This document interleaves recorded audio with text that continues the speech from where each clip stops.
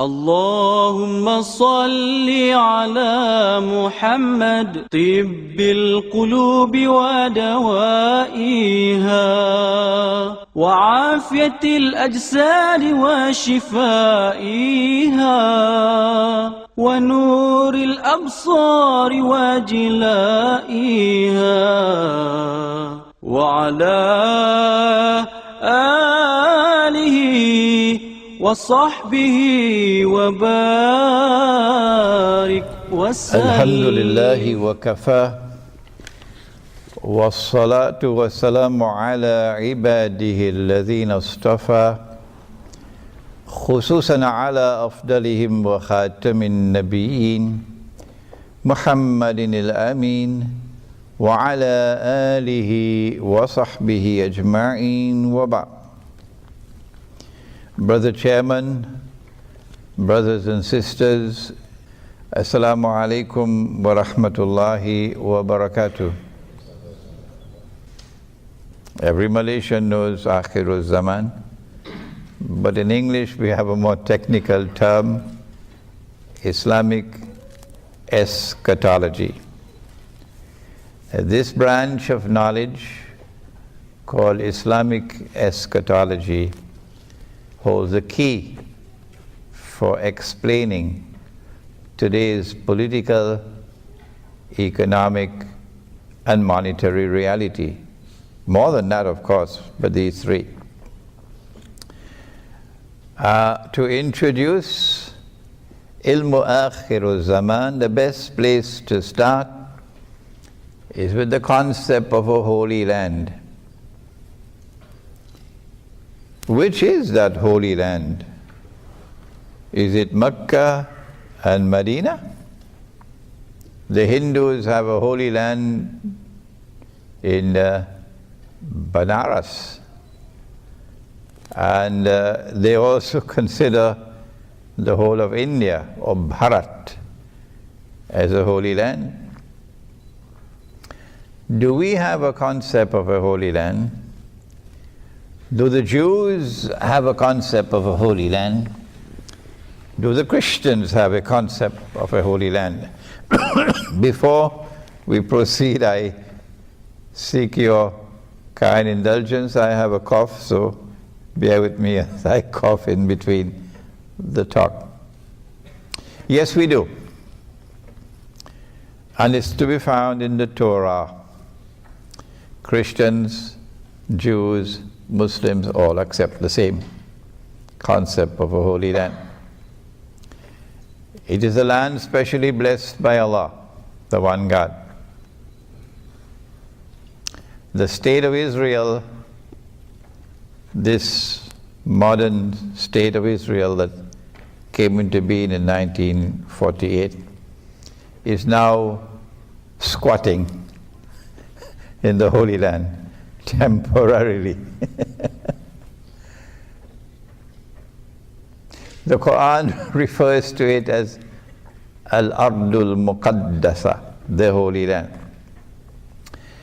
But the modern world chooses to refer to it as Palestine because of some tribe that lived in early history in that place, the Philistine.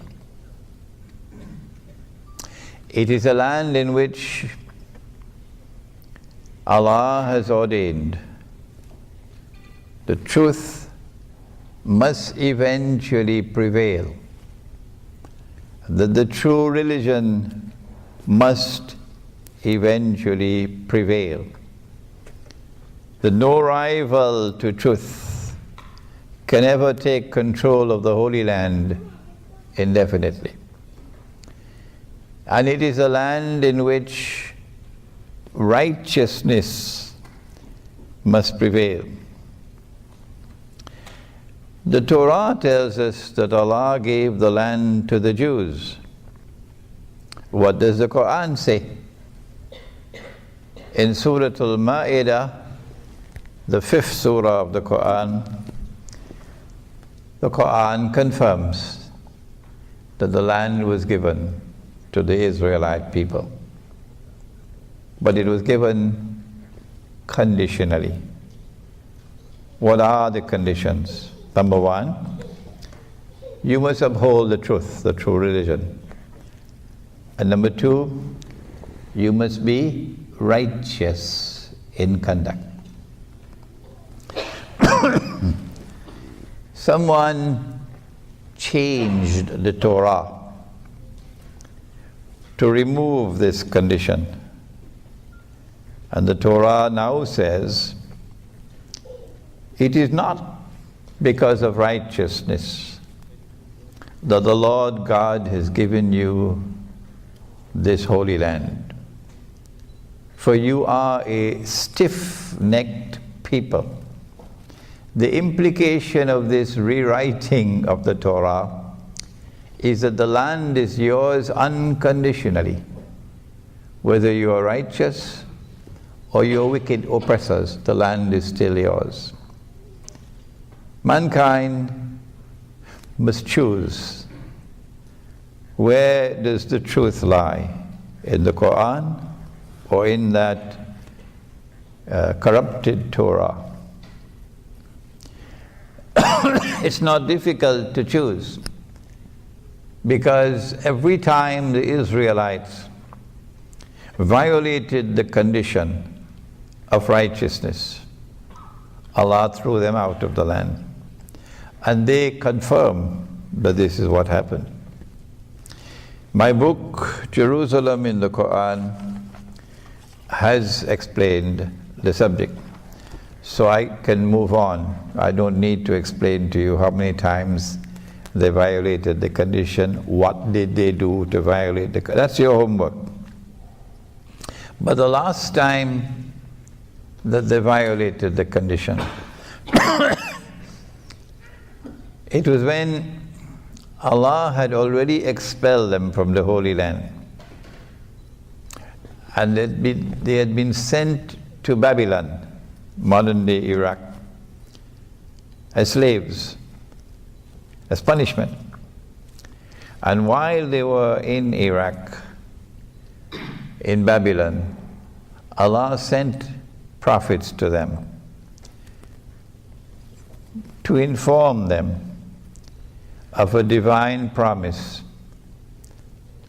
that Allah, that Allah would send to them a prophet who would be their own prophet, would bring back the golden age when the holy state of Israel ruled the world from Jerusalem through the prophets David, Nabi Dawood alayhi salam, the prophet Solomon, Nabi Sulaiman alayhi salam, ruling the world in the sense that there was no rival to their rule. That is the sense in which they were the ruling state. So that golden age would come back when the Messiah comes. And when Allah did send the Messiah, some of them accepted him, but the rabbis rejected him. They said his mother gave birth to him when she was not married. And so he is, وَنَعُوذُ بِاللَّهِ مِنْ هَذَا, a bastard. And a bastard cannot be the Messiah.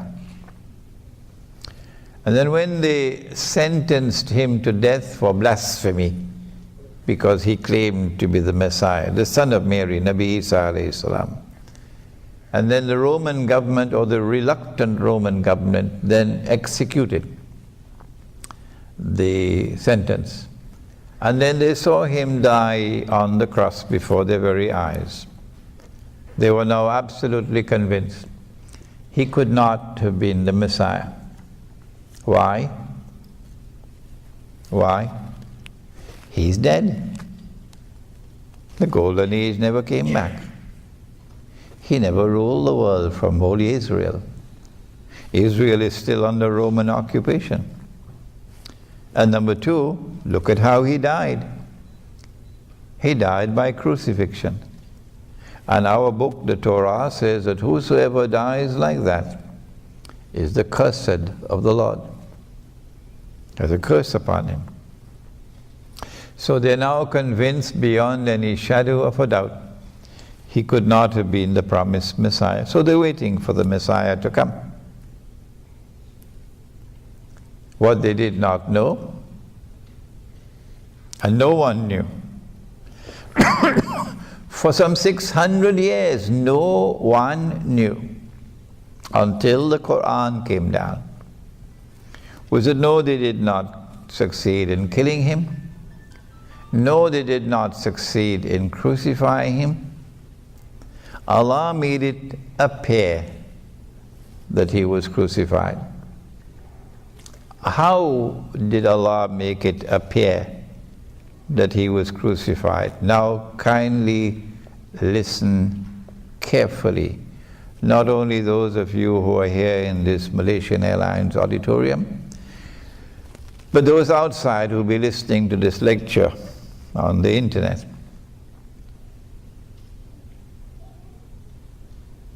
Allah says, وَلَكِنْ شُبِّهَ لَهُمْ. Allah made it appear like that. For some mysterious reason, sometimes located in a book that was spirited out of the Vatican 100 years ago, called the Gospel of Barnabas. Anything that comes out of the Vatican, I would take it with a pinch of salt. Put a little vinegar with it as well.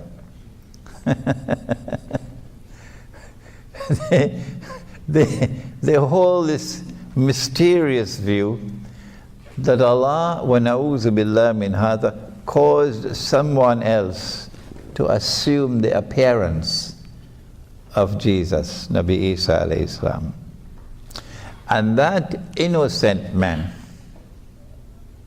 who never claimed to be the Messiah, and it is irrelevant for you to come with some red herring or some cock and bull story that he did something else for which the punishment was death. That's rubbish. Take it and put it in the garbage bin. I don't want to hear it. That innocent man who never claimed to be the Messiah was crucified for claiming to be the Messiah. That's an act of injustice. And Allah is not an unjust God.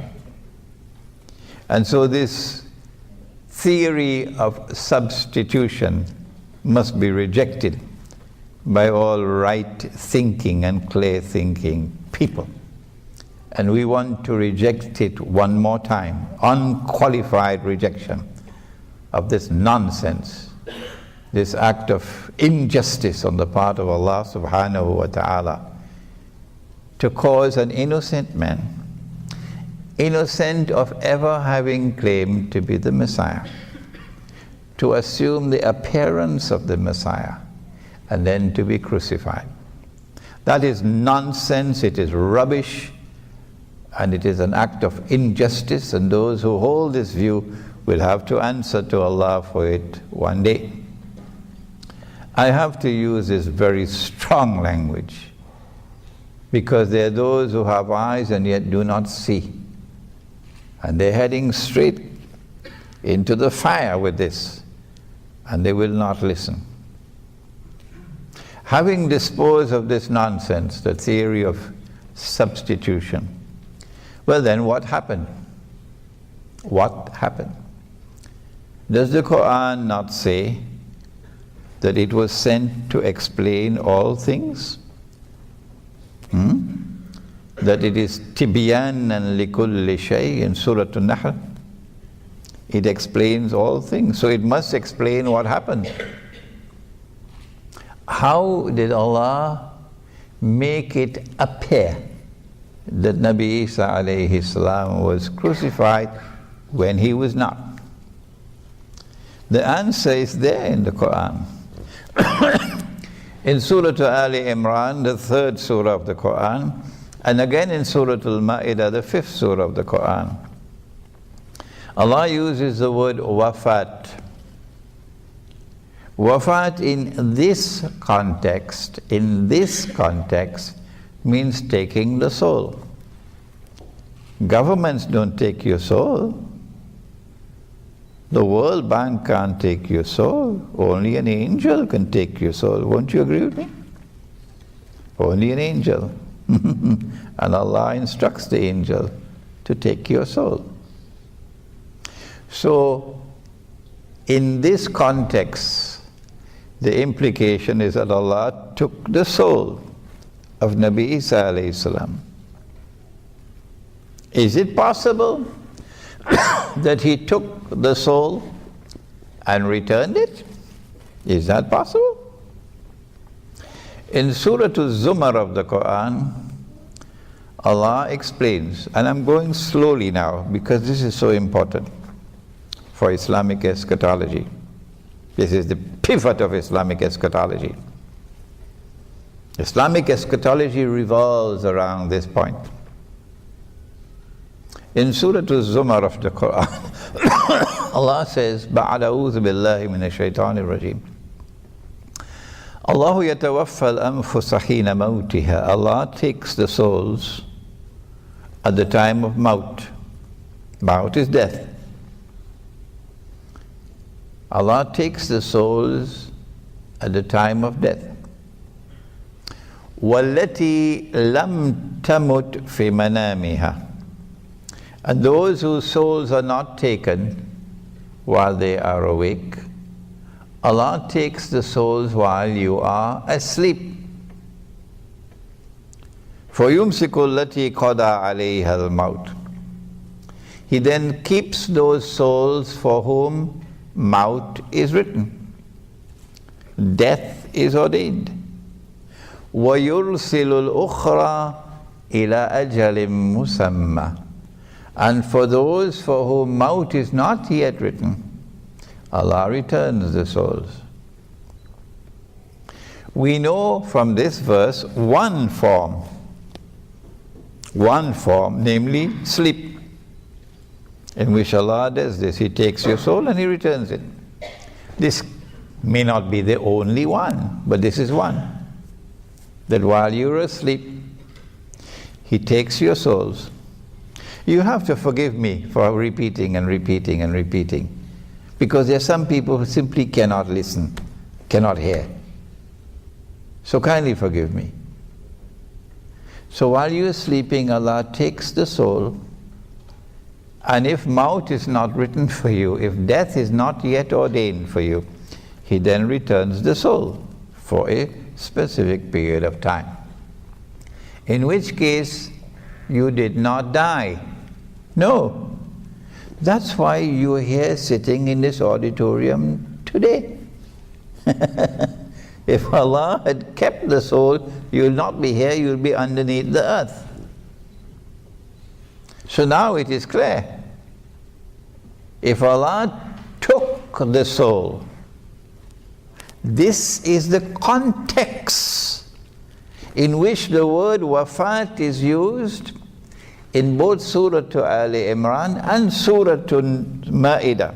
This is the context that Allah took the soul. If He took the soul and He did not return it, then Nabi Isa alayhi salam died. He was crucified. But Allah says, no, they did not succeed in crucifying Him. They did not crucify Him. They did not kill Him. And so there's only one possible explanation left. And that is that after Allah took the soul, and they were now convinced that He was dead, and they took down the body. Some Muslims don't want to hear that. No, because they have this fairy tale interpretation of the Quran that no, Jesus, Nabi Isa alayhi salam, was never put on the cross. I don't know where they got it from. Maybe the theory of substitution or somewhere else, or maybe in Disneyland. But I part company from them. I part company from this uncritical position. They took the body down because they were convinced He was dead. They prepared the body for burial, which is janaza. And then they put the body in a cave. They sealed the cave. And there was a Roman guard outside. Then Allah returned the soul. So he did not die. So the soul has been returned to the body, not to Chicago. The soul has been returned to the body. So when the soul is returned to the body, you'll wake up. You'll stand up, wouldn't it? I mean, why is this subject so difficult for some people to understand? So he's now alive. He never died. But if they know he's alive, they're going to come after him again. So then Allah raised him, body and soul, everything. Allah raised him the way he raised Nabi Muhammad alayhi salatu wasalam in the Isra and Miraj, the nocturnal journey. Raising in the sense of taking him from this material universe into other worlds of space and time. I have no other English word to use than the word raise. And I'm allowed to use the word raise because in the Quran Allah uses the same word, بَلْ رَفَعَهُ اللَّهُ إِلَيْهِ. Allah raised him unto himself. Meaning that Nabi Isa alayhi salam, the Prophet Jesus, is no longer in our world of space and time, no longer in our material universe. He has now been transported into another world of space and time, or what the Quran refers to as the samawat. There are 7 of them. And in physics they are called parallel universes. Every physicist knows about it. Ask Einstein, he'll tell you. Since he never experienced death, no, never experienced maut, no. And since Allah says in the Quran, Kullu nafsin dha'iqatul maut, every soul must taste death,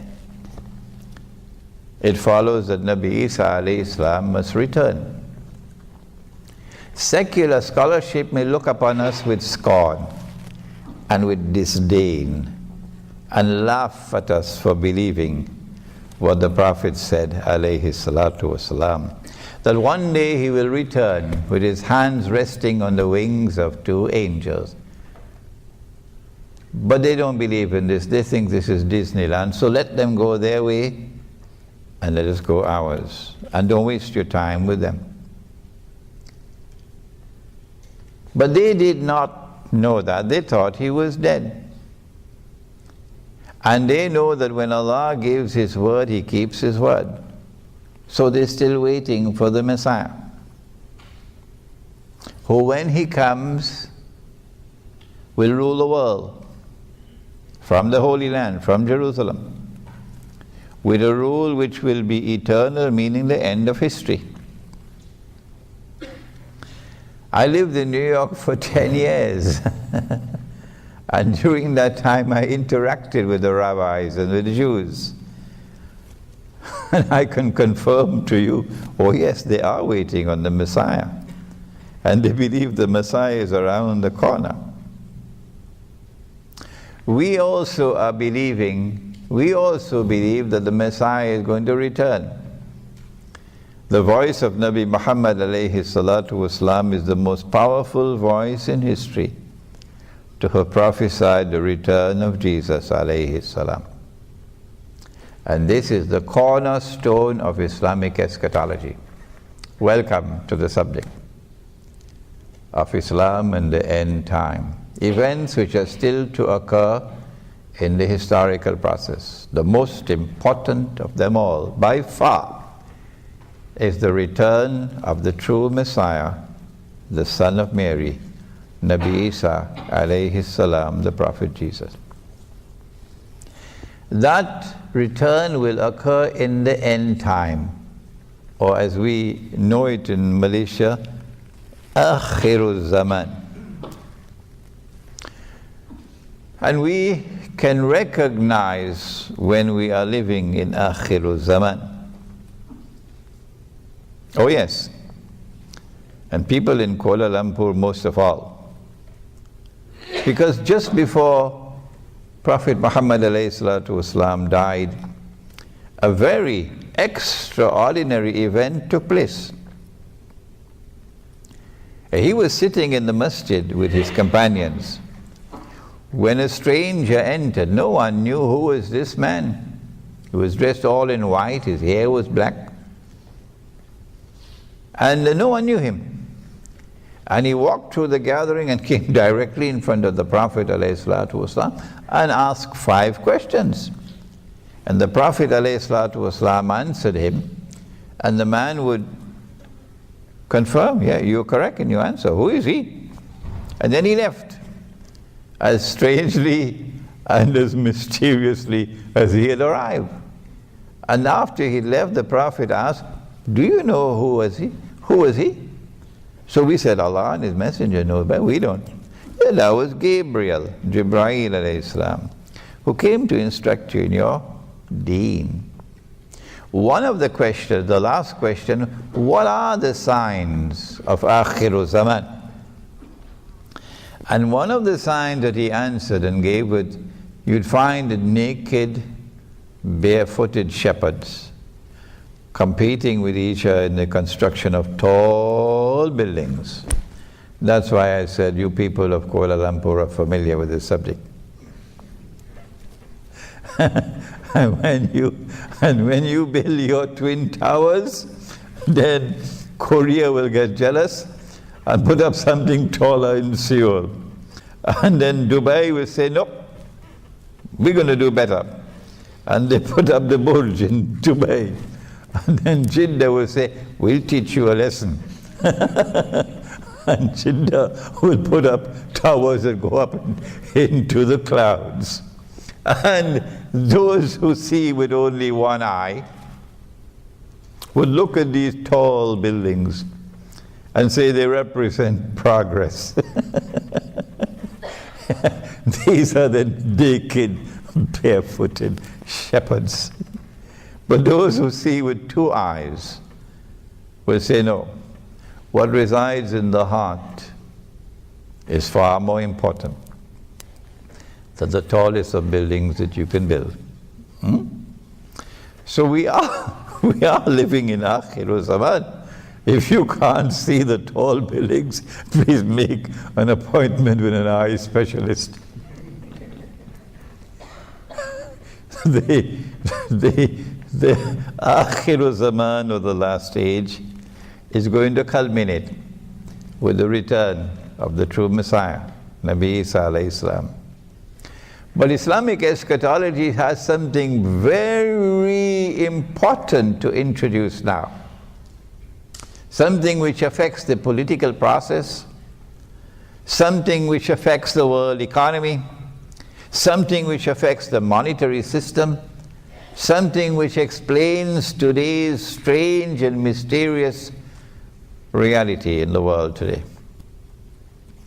There are those who are content to simply go to work in the morning, face the morning traffic, and go back home in the evening with your air conditioner turned on in your SUV, and then go home and cook a nice dinner, and sit down and watch television until it's time to sleep.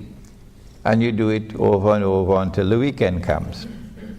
And then the weekend is the time for fun and games and so on, and for Saturday night's fever and so on. And this is life. This is life. You worship the dunya, you live for the dunya, you die for the dunya. But there are others who are made of sterner stuff, and their hearts beat with a different tune. These are people who yearn for something higher, something which explains the strange world. I'm not prepared to be just another piece of balsa wood floating on the ocean, and the waves will take me wherever they want to. No. I want a boat which will take me to the port, the destination that my heart longs for. I must understand the world in which we are living today, and I must respond to it appropriately. I want peace and contentment and tranquility in my heart. And I can only get that peace and contentment and tranquility in my heart when I understand the reality of the world in which we live, and I respond to it appropriately. And for these people, we say to you today here in Malaysia and from the auditorium of Malaysian Airlines that it is the Quran and it is Prophet Muhammad alayhi salatu wasalam who explain the reality of the world today as no one else can do it. And as Islamic eschatology explains the world today, it is for you to now determine, what are you waiting for? When will you come to Islam? When will you come to Islam? For Islam is explaining the world today. The pity about it, however, is that the world of Islamic scholarship is not doing that. The scholars of Islam are not doing that. The ulama are not doing that. The shuyukh are not doing that. The maulanas are not doing that. The muftis are not doing that. That is a tragedy that we face today. But the Quran is doing it. And Nabi Muhammad ﷺ is doing it. And it is for you to study Islamic eschatology, so that through your voice, mankind may accept the truth.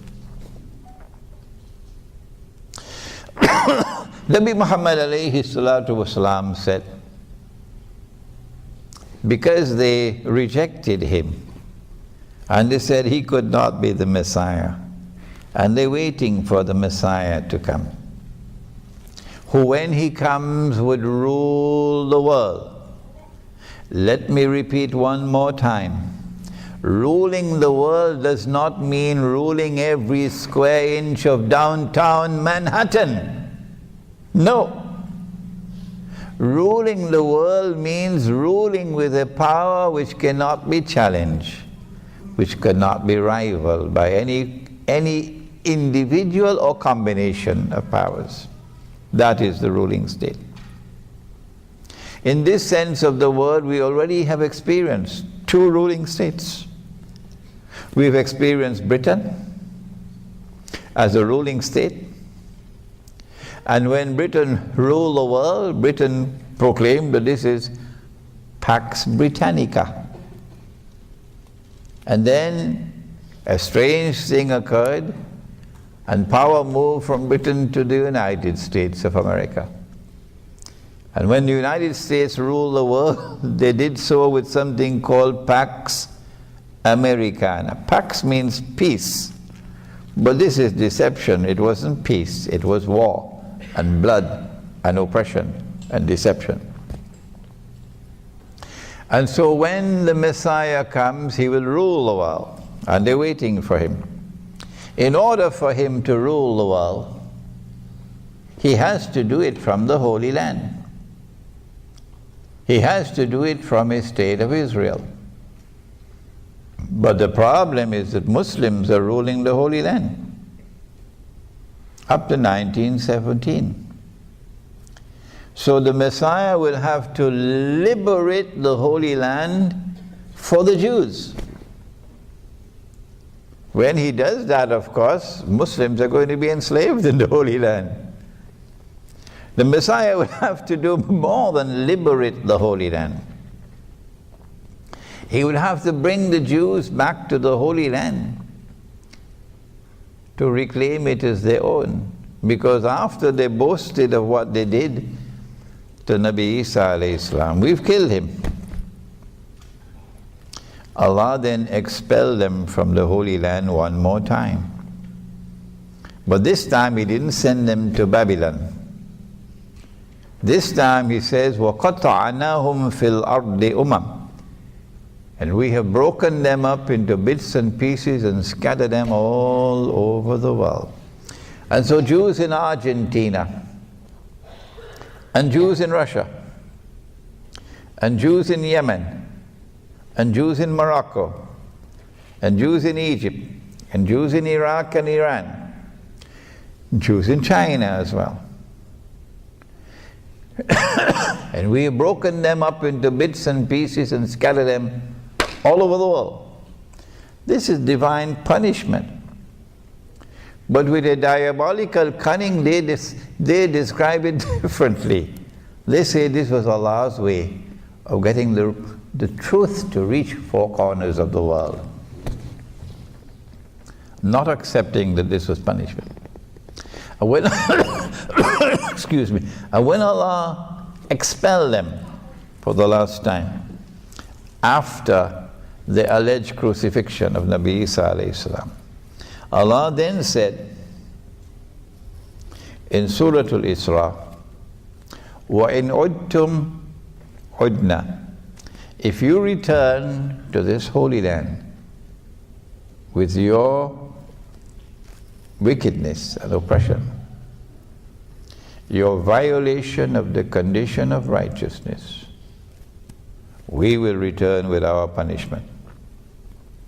Every time you violated the condition of righteousness, we threw you out of the Holy Land. If you come back one more time, we'll throw you out again. But the Messiah, if he is to fulfill the prophecy of ruling the world, number one, would have to liberate the Holy Land for the Jews. Number two, he'd have to bring them back to the Holy Land to reclaim it as their own. Number three, he'll have to restore the state of Israel. And number four, he'll have to cause that Israel to become once again the ruling state in the world. Only then can the Messiah stand up in Jerusalem and declare, I am the Messiah. So they're waiting for that Messiah to come. Nabi Muhammad alayhi salatu wasalam is the most powerful voice in the world to have explained that Allah created a being, a wujud, and programmed that being to impersonate the Messiah. He is known as Al-Masih al-Dajjal, Dajjal, the false Messiah. And when Allah releases him into the world, this is what he'll do. He will liberate the Holy Land for the Jews. He's already done that. He's already done that. He will bring the Jews back to the Holy Land to reclaim it as their own. He's already done that. While we were eating roti canai and drinking teh tarik, he's already done that. He will restore a state of Israel in the Holy Land, an Israel that will be an impostor, but convince them that this is holy Israel. He's already done that. He has already done that. Don't ask me, Sheikh Imran, where is the hadith? Don't ask me, because these are logical deductions. Do not ask me, where is the hadith for what you are saying? Go find some other teacher to teach you and leave me alone. Because you can't understand. These are logical deductions. And yet they ask, where is the hadith? Ah, yes. He's already done that. He's already restored the state of Israel in the Holy Land. An impostor Israel. and convince them that this is holy Israel. Only one thing now remains. Only one. He has to cause that Israel to rule the world. And it is in the process of bringing that Israel to the position of ruling the world and analyzing how he has done it, because we are just around the corner now.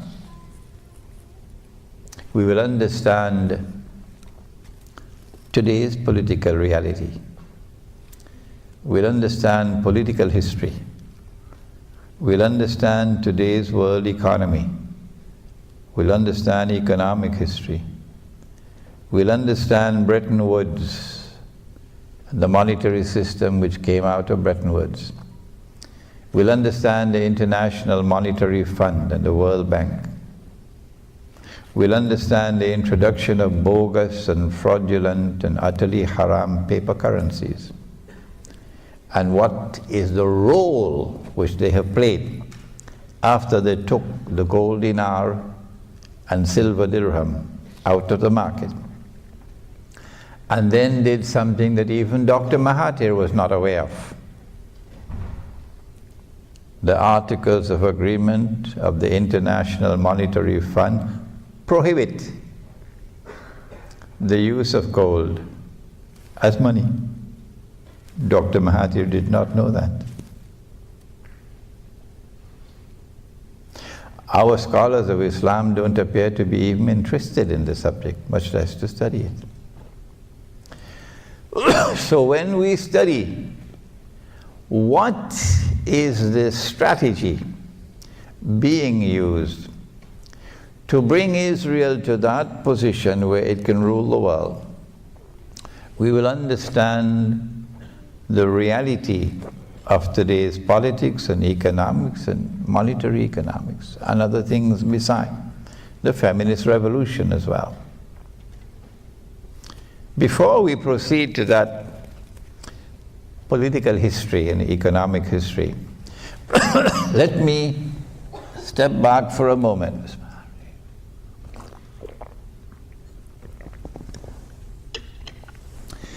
A companion of the Prophet ﷺ, whose name was Tamim ad-Dari, came to the Prophet ﷺ in Medina and narrated something to him. And the Prophet ﷺ then said to the people, "Sit down. Tamim ad-Dari has come to me and told me something about Dajjal, which confirms what I have been speaking to you about." And this hadith is located in Sahih Muslim. And here is the event. When I analyze the event, I come to the conclusion that this was a vision. But when I give my opinion, don't you dare accept my opinion. No. I don't want you to accept my opinion unless and until you are convinced that it is correct. Other than that, you will not be showing respect for your own rational faculty. I never did that with my own teacher. I gave him more trouble than every other student combined. I never accepted anything that he taught me until I was convinced that it was correct. That's the way he trained me. So I won't be simply a parrot.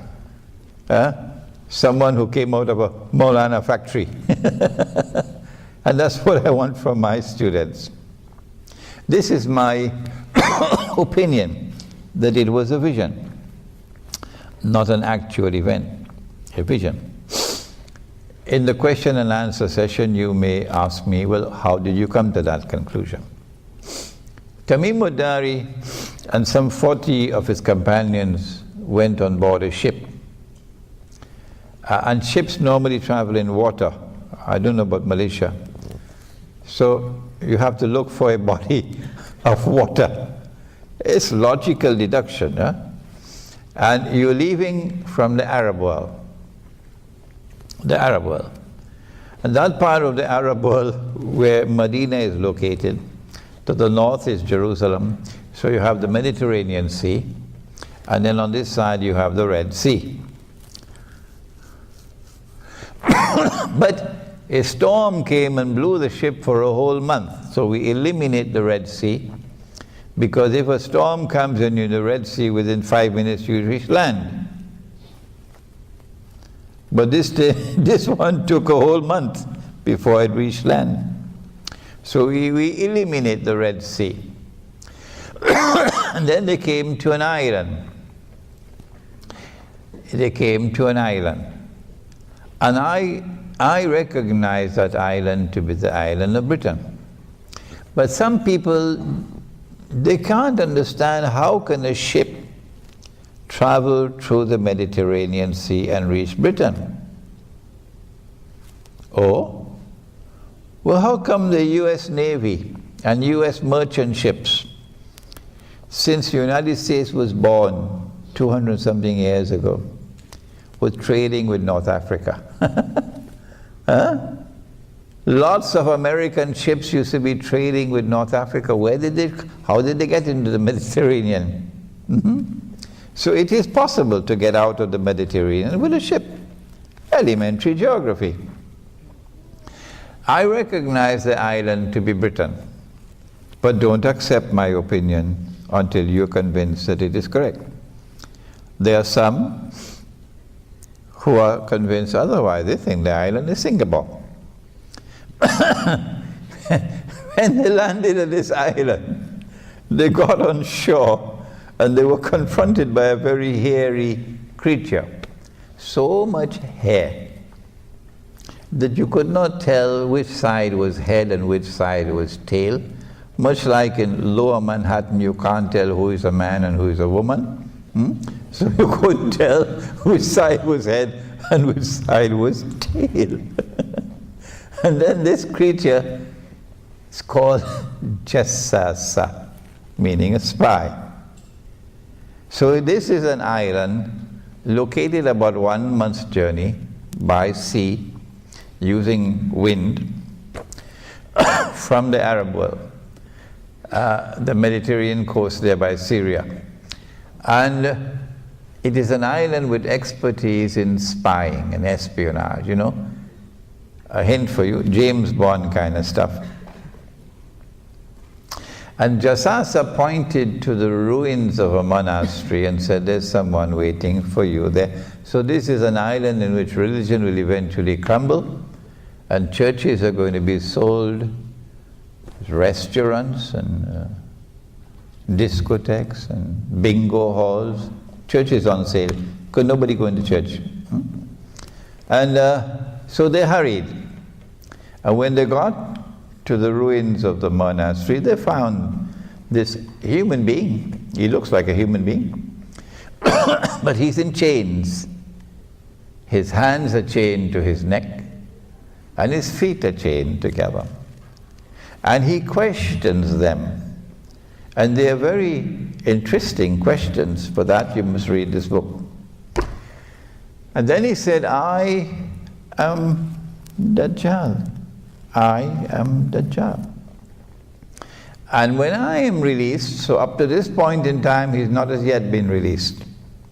This is about the second or third year after the Hijrah in Medina. When I am released, I'll enter every town and every city, but he didn't mention Kampung. Did you hear that? He said, I'll enter every town and every city, including Kuala Lumpur. But he didn't mention Kampung. For our audience outside of Malaysia, Kampung means village. So protection from Dajjal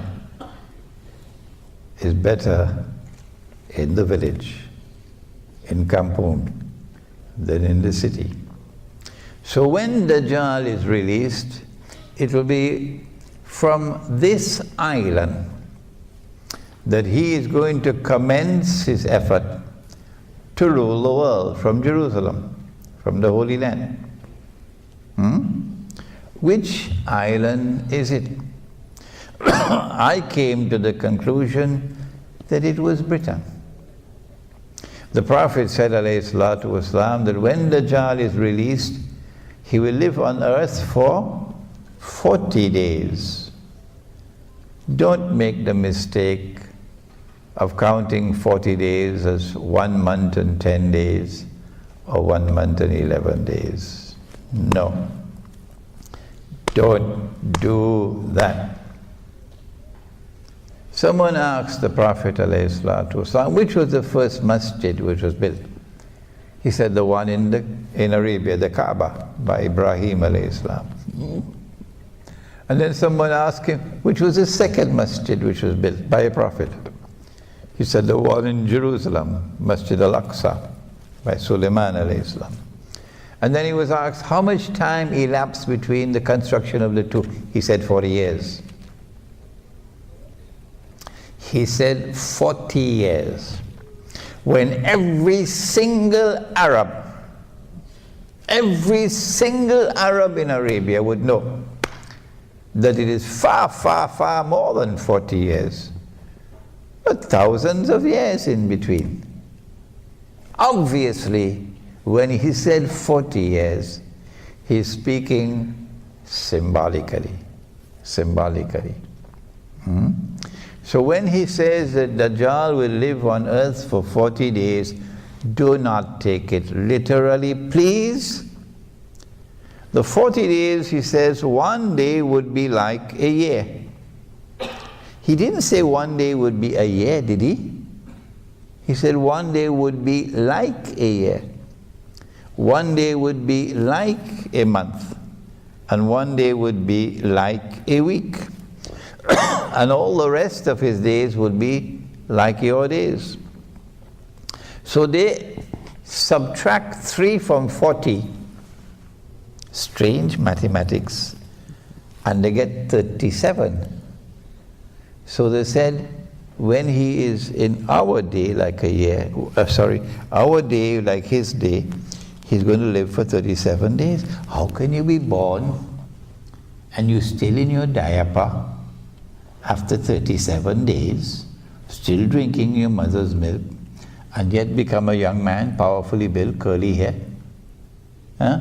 Because your mathematics is wrong. No, it's not to be counted as 40. It is symbolic language. One day like a year would be stage 1 of his mission, which lasts for a long time. One day like a week, like a month would be stage 2, which would be a shorter period of time. And one day like a week would be the shortest period. And it is only after these 3 stages have been completed, only then would Dajjal appear in our material universe, in our world of space and time. Only then would we be able to see him. Prior to that, you can't see him.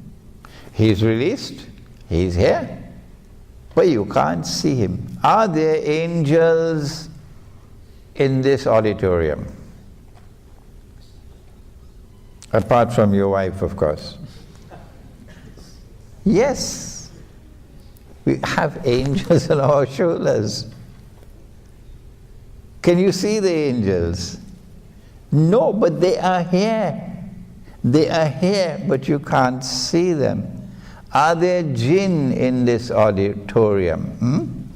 I know there are lots of them in Washington, but are there jinn in this auditorium? Yes, there are.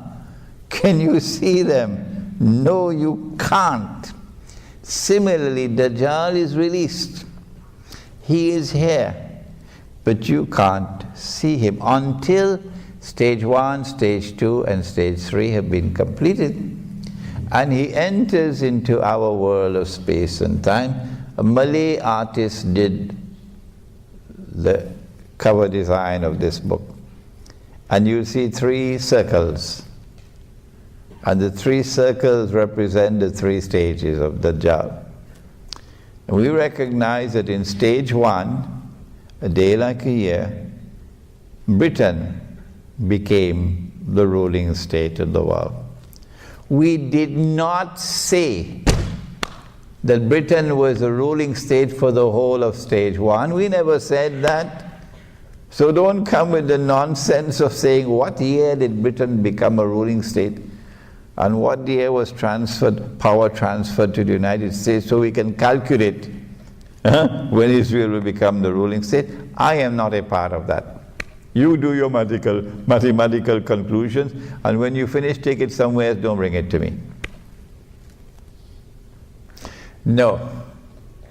In stage one, which lasted for a long time, stage one witnessed the emergence of Britain as a ruling state. Britain becomes a ruling state with a mysterious relationship with the Holy Land.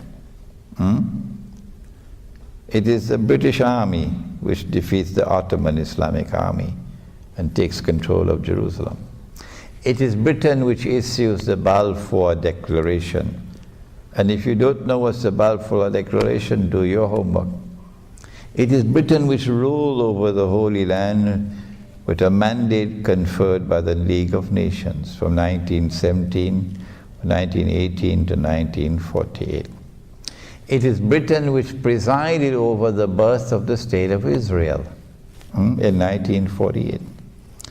And so we are convinced that the island is Britain. But if you choose to believe it's Singapore, that's your choice. And then came stage two, which is a day like a month. And we recognize that Dajjal has now created a second ruling state. And that second ruling state is the United States of America, with a mysterious relationship with Israel, which cannot be explained by normal tools of political analysis. No.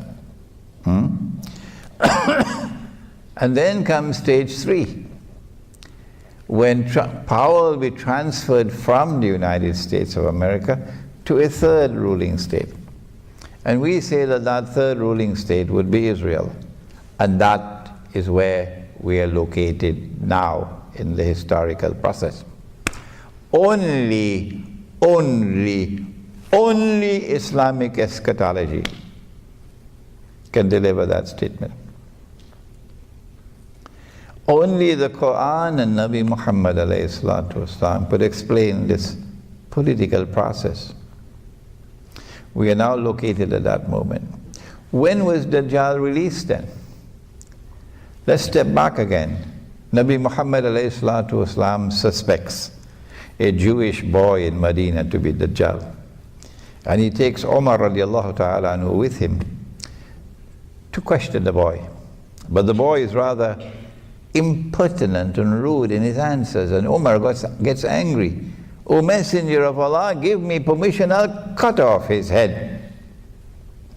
The Prophet ﷺ replies and he says, no, Umar, don't do that. If he is Dajjal,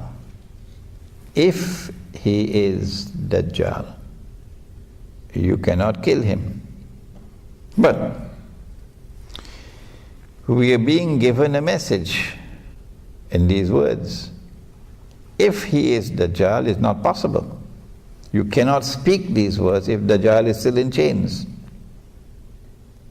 This one is not in chains. Implying that Dajjal has been released. He's not saying that this is Dajjal, no. The boy's name was Ibn Sayyad. If he is Dajjal, you cannot kill him. And if he's not, it will be sinful to kill him. So this incident is meant to tell us that Dajjal has been released. There is a difference between release and khuruj. The hadith uses the word khuruj for another event. Listen to this hadith, which is in the Sunan of Abu Dawood. The Prophet said, alayhi salatu wasalam, he said, Umran Bayt al-Maqdis, Kharabu Yathrib. At that time, when Jerusalem would be a booming city with construction. Construction everywhere, booming, flourishing, center stage. That would be the time when Yathrib, meaning Madinatul Nabi, would be in a state of kharab. Number one, a state of forlorn desolation. That's one meaning. Playing no role whatsoever in Islamic affairs and no role whatsoever in world affairs. A forgotten city. But the other meaning, I think it's the Sheikh from Jordan who drew my attention to it, is that as buildings are going up over there, buildings are being destroyed here. The strange Wahhabi cult which emerged in Saudi Arabia to become an ally of the Zionists, to such an extent that Saudi Arabia is today a strategic ally of Israel. They destroy every single building in Medina which has a sacred history attached to it. So as buildings are going up here, buildings are being destroyed here. So when that time comes, then Kharabu Yathrib, Khurujul Malhama. Look at that time for the Great War. The Great War, they call it Armageddon. The Prophet called it Malhama. It's a great war which will make the First World War and the Second World War look like a fight over peanuts. That's how great it's going to be. My reading is that the Great War or the Malhama will cause a substantial reduction in the population of the world. So that what remains of the population of the world after the Malhama would be manageable for Israel, in order for Israel to rule the world. So if you have 8 billion people in the world today, you might have 500 million after that. 7.5 have gone to another world when the Malhama takes place. That's where we are now. The next thing to occur is the Malhama. If Turkey attacks Syria and invades Syria, as I am expecting, and if Russia then comes to the defense of Syria, as I'm expecting, well, NATO will get what NATO wants. NATO wants a big war. Well, what's what you want? That's what you'll get. And that is going to lead to the Malhama, nuclear war, which will substantially reduce the population of the world. This is Islamic eschatology at work, telling you what's coming, anticipating the future, not fortune telling, what Mr. Reagan had in the White House. No, this is an anticipation of events to come based on Islamic eschatology. And then he said, Khurujul Malhama, Fathul Constantiniya. That when the Great War takes place, it will lead to the conquest of Constantinople.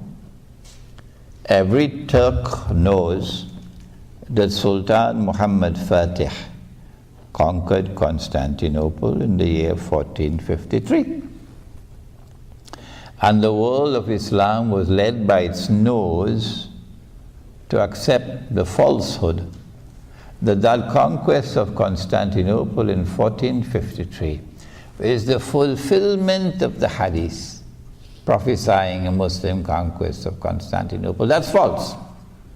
There's a little booklet outside, only about 30 pages long, called Medina Returns to Center Stage in Akhirul Zaman. And that little booklet examines this conquest of Constantinople, which is to come. Which is to come. We can discuss it in greater detail in the question and answer session. Fathul Constantiniya Khurujud Dajjal, said the Prophet ﷺ. So it is only after Constantinople has been conquered by the Muslims, which is still to come, which will bring an end to NATO control over the city. And once NATO control over Constantinople is gone, then the Bosphorus will be open for the Russian Navy to pass through and enter into the Mediterranean. It is only then that Dajjal will have his khuruj. I mean, only now will Dajjal will appear in human form. Only now will you see him ruling over the state of Israel. And when he rules over the state of Israel, one of the last things he's going to do is to attack Medina. And the Israeli armed forces are going to land outside of Medina with Dajjal. This is explained in that little booklet. It's only about 30 pages long. No excuse for not reading it. But the angels are going to bar him from entering Medina. And then Medina is going to shake 3 times. 3 times. I don't know what the Islamic University of Medina is going to do on that day. Medina is going to shake 3 times. And every kafir and every munafiq, kafir, a disbeliever, munafiq, a hypocrite, will be thrown out. And they will join Dajjal. And since he is not allowed to enter Medina, he is diverted to Damascus. And then all 3 will be in Damascus. All 3. The 3 most important actors in Akhiru Zaman, all 3 will be in Damascus at the same time. Imam al-Mahdi will be there. Dajjal will be there. And Dajjal is outside the masjid and the Imam is inside the masjid. And the confrontation is about to take place. And history repeats itself. In the same way that we were approaching the water, fleeing with Moses alayhi salam. And the army of Fir'aun was approaching behind. And the confrontation is about to take place. And some of us are in a state of despair. At that last moment, Allah says to Musa alayhi salam, strike the water with your rod. And the water parted. وَإِذْ فَرَقْنَا بِكُمُ الْبَحْرِ. And we parted the water for you. فَأَنْجَيْنَاكُمْ. And we delivered you to safety. وَأَغْرَقْنَا آلَ فِرْعَوْنَ وَأَنْتُمْ تَنْظُرُونَ. And we destroyed Pharaoh and his army, and it happened before your very eyes. Similarly, history repeats itself. That Imam al-Mahdi is inside the masjid, and Dajjal is outside, waiting for the confrontation. And at that very last moment, Allah sends Nabi Isa alayhi salam back. And he comes down into the masjid. And the Imam sees him and says, this is the son of Mary. The way John the Baptist said, here he is, this is the man you've been waiting for, this is the Messiah. History repeats itself. Nabi Isa alayhi salam is invited. You lead the prayer. He said, no, you've been appointed the Imam, you lead the prayer. So the Imam leads the prayer, the Salat. And he prays with us Muslims the way we pray. Bowing down, prostrating, that the head will touch the dust of the earth in worship. And after the Salat is over, he says, open the gates because the masjid is barricaded. And as he steps out, Dajjal will see him, and Dajjal, out of fear, will melt the way salt melts in water, and he'll flee. So today you are stamping your bloody feet in the Holy Land, pulling up walls of apartheid, looking down upon us as cockroaches.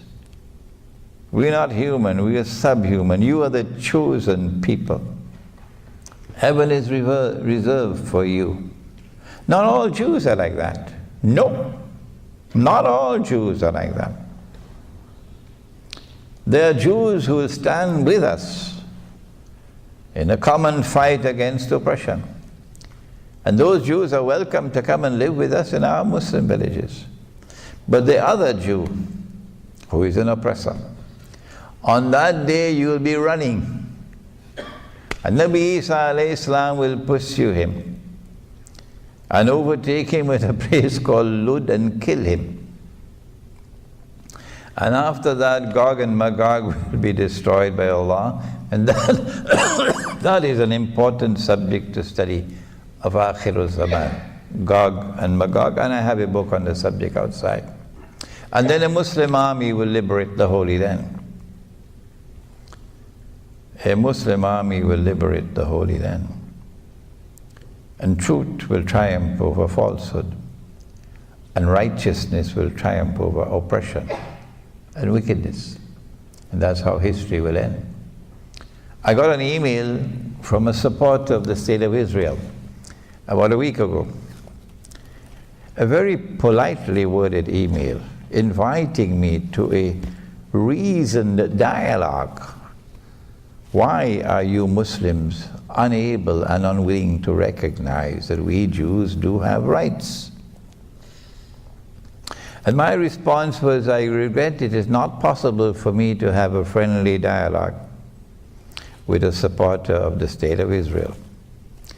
And my Prophet has spoken of a day when the stones are going to speak in the Holy Land. And so I prefer that the stones should speak with you. That was my answer to him. But we have to go back now, having given you this tour of Islamic eschatology. We have to go back now to the strategy. How is Dajjal going to achieve his objective of getting the State of Israel to rule the world? Well, first of all, you have to achieve political rule over the world. How to achieve political rule over the whole of mankind? Answer, you have to bring a new political system and get that political system to replace all existing political systems in the world. And that's why you had something called Western imperialism and Western armies colonizing the rest of the world in order to dismantle and to destroy every other political system. So that when you have something called decolonization, you would leave in place, when you decolonize, your political system. And that political system was constructed on the unit of a state, a modern state. And this state is now secular. In what sense of the word is it secular? Oh, prior to the modern West, all societies recognize divine sovereignty. Even primitive peoples, previous civilization, they recognize sovereignty located above. In the case of the Christian world, God is sovereign, but He created the church, and the church is His representative. The Hindus also had the concept of divine sovereignty. The Buddhists, they also have a concept of God after Buddha had left. And us Muslims, we had the Khilafah state, which recognized Allah as Al-Malik, the sovereign. If you recognize If you recognize other than Allah as sovereign, you commit a sin called shirk. But the Malays say shirik. That's laziness, huh? Shirk. It is the one sin that Allah will not forgive. He's prepared to forgive all sins. Inna Allah yaghfiru dhunuba jami'a. Allah forgives all sins. Tell my servants, if you come to me with sins as high as the sky, I will forgive them all. Don't come with shirk. And this is shirk. Not only does this new state refuse to recognize divine sovereignty, it says the state is sovereign. The state is Al-Malik, not Allah. And so too with supreme authority. Allah is no longer Al-Akbar, the state is Al-Akbar. Not only that, Allah is no longer the supreme lawgiver, Al-Hakam. The state is the supreme lawgiver. Allah can make something haram, the state can make it halal. And Allah can make it halal and the state can make it haram. To make halal what Allah made haram is shirk. Surah At-Tawbah. To make haram what Allah made halal is shirk. To make halal what Allah made haram is shirk. And the modern state now comes into being, and it makes halal every single thing that Allah made haram. There's nothing left. Did you hear Obama just speak recently? That he supports the legalization of the marriage of a man with another man? Did you hear that? And yet everybody wants a ticket to Washington. Everybody wants a green card.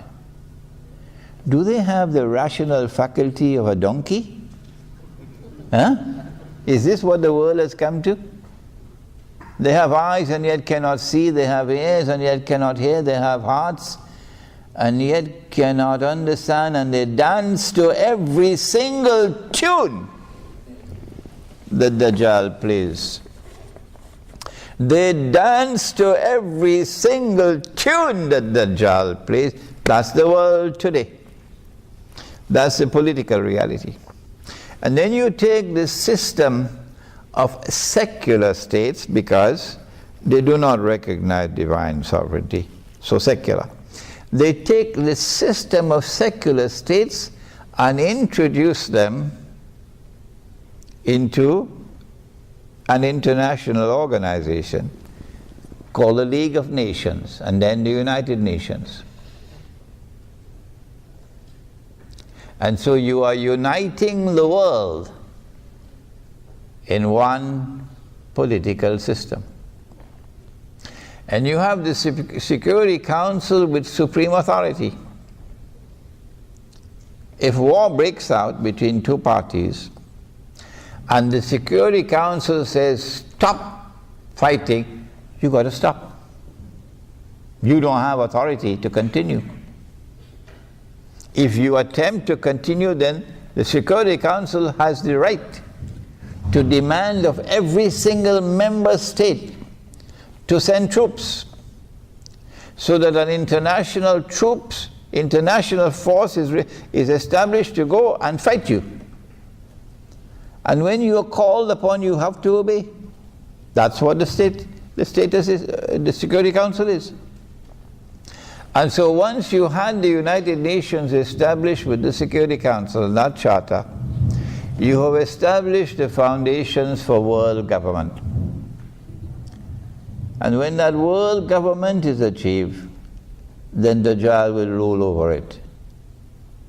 And what we're witnessing now, particularly in Europe, but the Europeans don't understand, is the demolition of the modern state, the demolition of the modern state with its authority, so that a world government can emerge which will rule over all of mankind. That is the fundamental explanation of political events taking place in the world now. They did the same thing with the economy. Allah had prohibited riba, borrowing and lending money on interest. Sometimes a money lender lends you money on interest in order that your loss will be his gain. You see, normal people do business. And as every businessman knows, when you do business, you take chances. There's risk involved in business. A good businessman will try to minimize his risk. But every businessman knows that you cannot eliminate risk. So in business you can make a profit or you can suffer loss.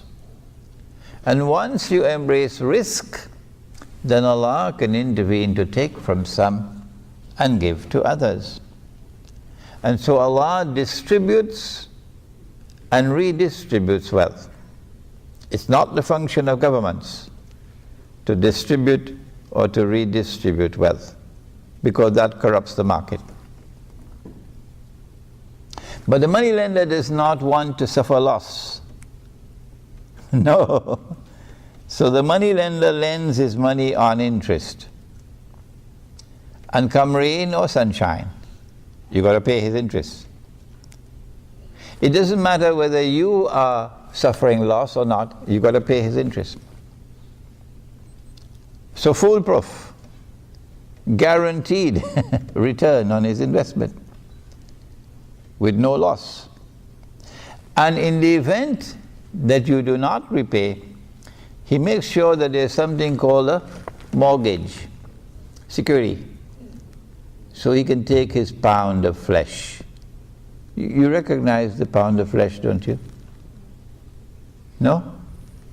Never heard about that Englishman who was a great Sheikh? Huh? The Englishman who was a very great Sheikh wrote the best book on riba you can ever find. It's called Merchant of Venice. What was his name? William Shakespeare. And in it he has riba as a pound of flesh. I mean, that's brilliance. That's literary brilliance on the part of Shakespeare, mashallah. He was really a sheikh, wasn't he? So, sometimes he lends you money on interest in order that his wealth would increase constantly without ever loss. And his gain is your loss. But there are other times when he lends you money on interest not because he wants to become richer, but because he wants to enslave you. And if you have not understood it, do please read John Perkins. If I had written the book, they wouldn't believe me. But when John Perkins wrote the book, they could not ignore it. Confessions of an Economic Hitman. Do please read that book. This is why Allah has prohibited riba. Because riba is like poison. Once it's injected into your system, it will do to you what it did to the Ottoman Islamic Empire. It will enslave you, it will paralyze you until it can destroy you. So they have done that with the banking system around the world. Today's banking system was created by Dajjal. And today's banking system has fulfilled its functions splendidly. It has been an unqualified success in impoverishing and enslaving all those who are resisting Dajjal and delivering wealth, unsurpassed wealth, to all those who bow down and worship Dajjal. So if you're living on the gravy train, if you're living in an economy that is prospering at this time, you must know you're worshipping Dajjal. And if you are in Indonesia or in Bangladesh or in Egypt or in Pakistan or in most of Africa, you will know you are being punished because you are resisting Dajjal. They don't teach this in the classrooms of economics. But the Prophet said, alayhi salatu wasalam, that Dajjal will come to a people, and if they accept him and follow him, he'll cause the rain to fall. And the animals will come back home in the evening with their humps high and giving so much milk, and the people will prosper. And Dajjal will go to another people and they would resist him. And he will stop the rain from falling. And they will suffer drought and hardship. And the animals will come back home in the evening lean, with no milk.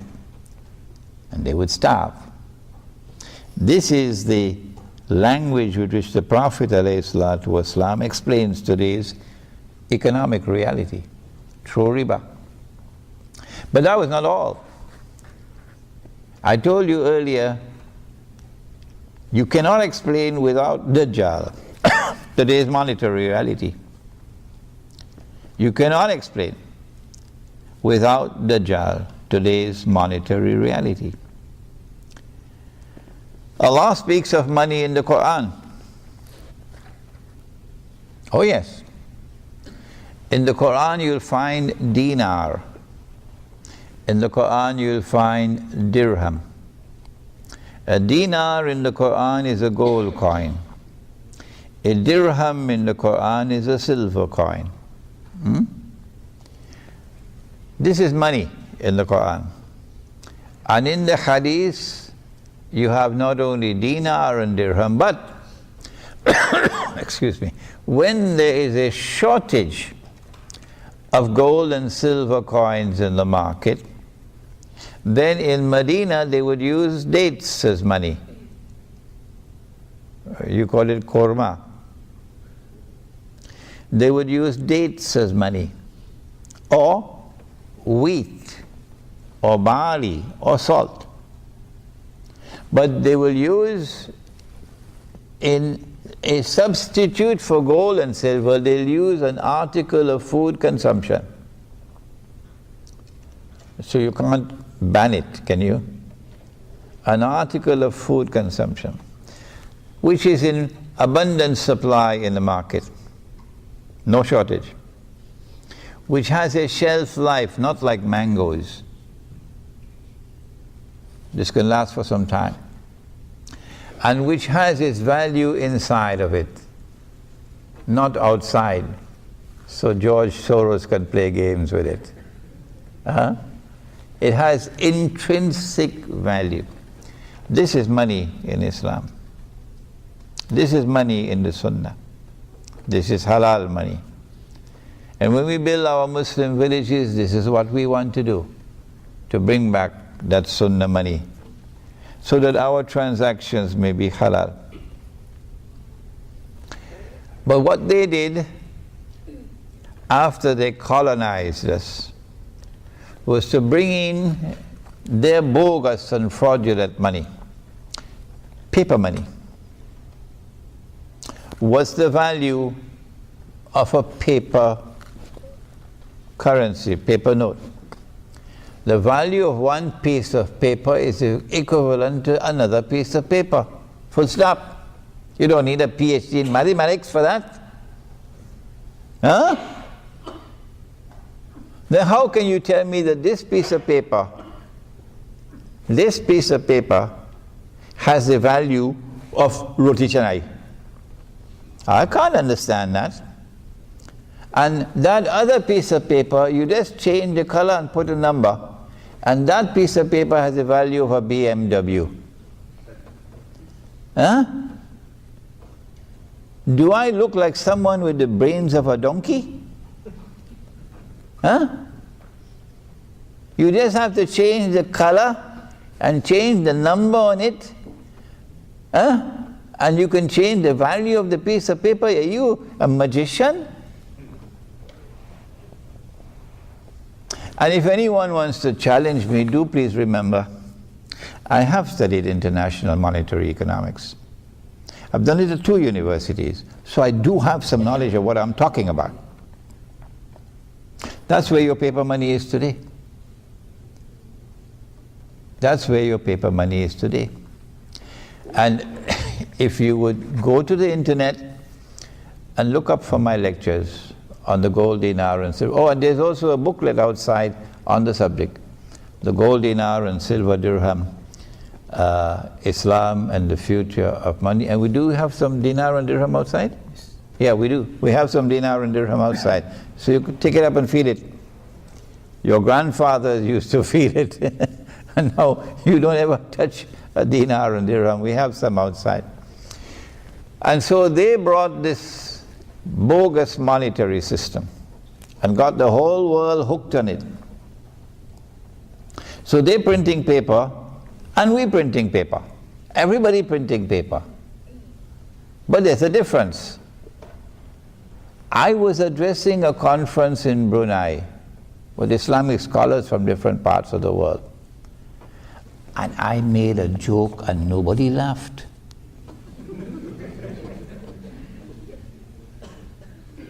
So I found it strange. How come nobody laughed? And these are scholars of Islam.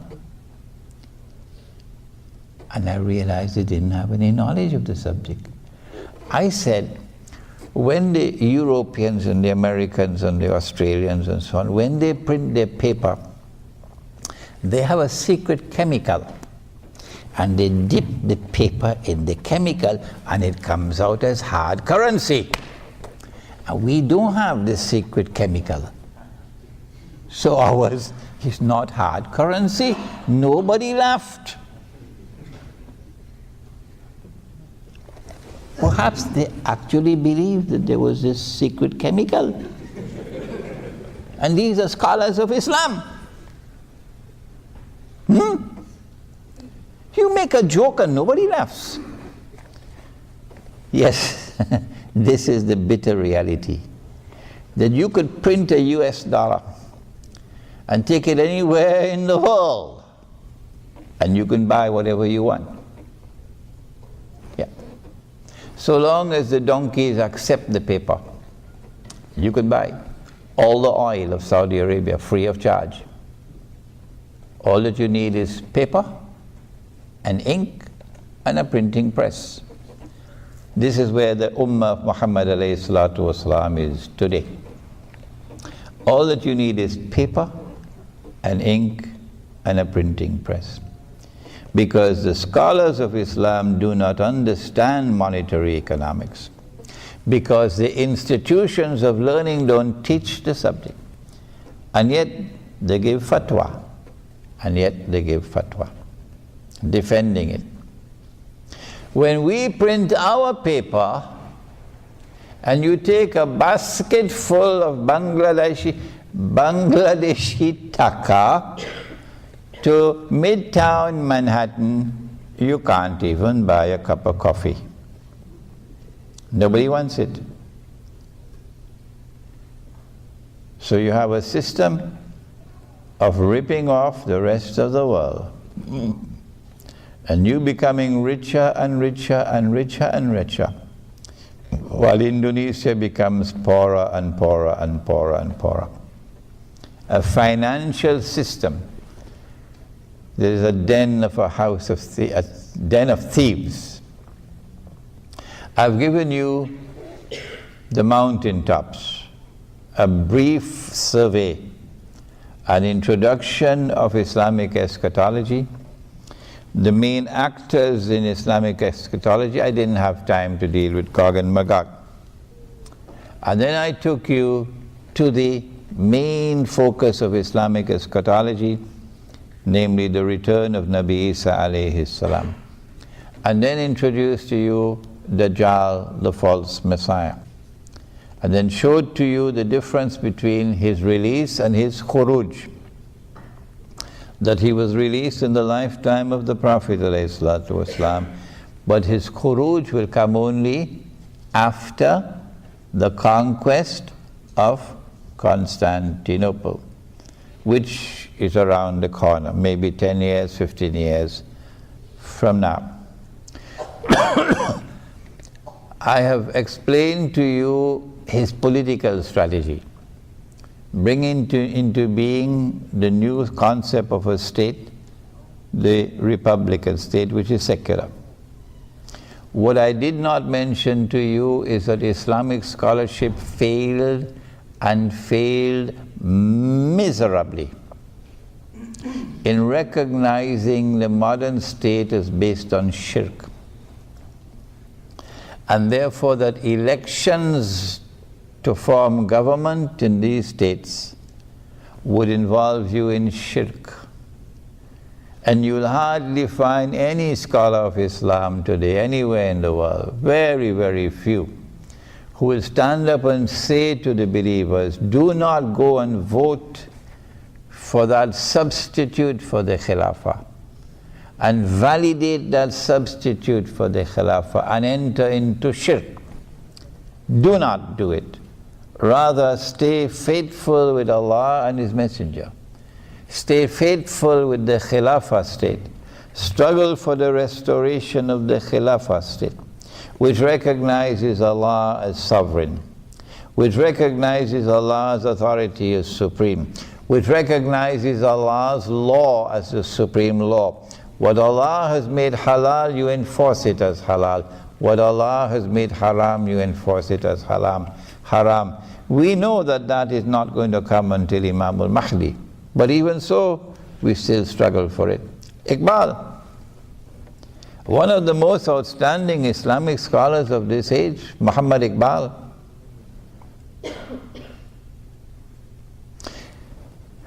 was deceived. He was a great scholar. I honor him, I respect him. Consider him to be one of my teachers, Dr. Muhammad Iqbal. And yet he declared that the modern republican state, with its parliament, is an adequate substitute for the Khilafah. And that's why Pakistan is in a mess today. I know Pakistanis don't like it when I speak like this. It is no disrespect to Dr. Iqbal. No.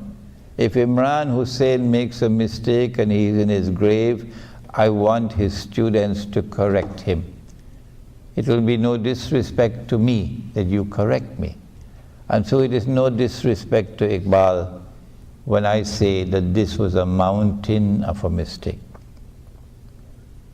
I've taken you on a tour of the modern secular state and the system of states, the United Nations and the Security Council, to show you where we're moving in the direction of world government, so that Dajjal can rule the world from Jerusalem. Then I took you to the economy and to the enslavement of all those who resist Dajjal, so that through the economy he can also establish his rule over mankind, and those who resist him will be powerless to do anything about it.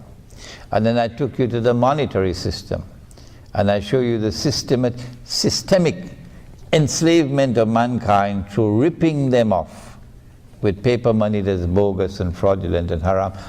What do we do? The answer is, Allah says, بَعْدَ أَعُوذُ بِاللَّهِ مِنَ الشَّيْطَانِ الرَّجِيمِ هل يستوي الذين آمنوا هل يستوي الذين يعلمون والذين لا يعلمون إلى آخر الآية. Can they possibly be equal? Those who have knowledge and those who don't? Can they possibly be equal? We have in this gathering a sister who took the Shahada in France 6 months ago. And after 6 months, she's here in Malaysia to get knowledge. To get knowledge. Are they possibly equal? Those who are content to eat roti canai and drink teh tarik, and those whose hearts hunger for truth and for knowledge? No, they can't be equal. And so the message of this gathering today is to devote your attention now to the study of الزمان, the study of Islamic eschatology. Because it is only Islamic eschatology that can explain the political and economic and monetary reality of the world today.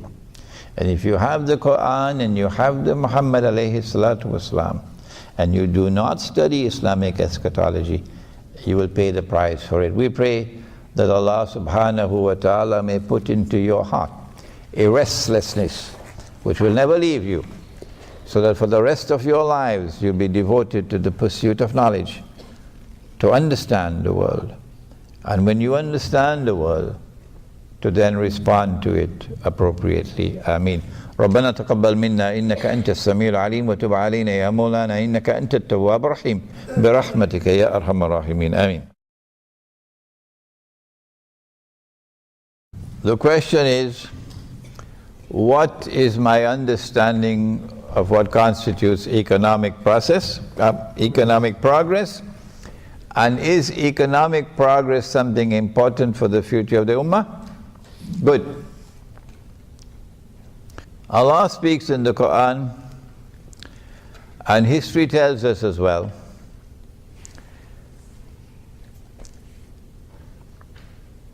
that an army constituted of refugees,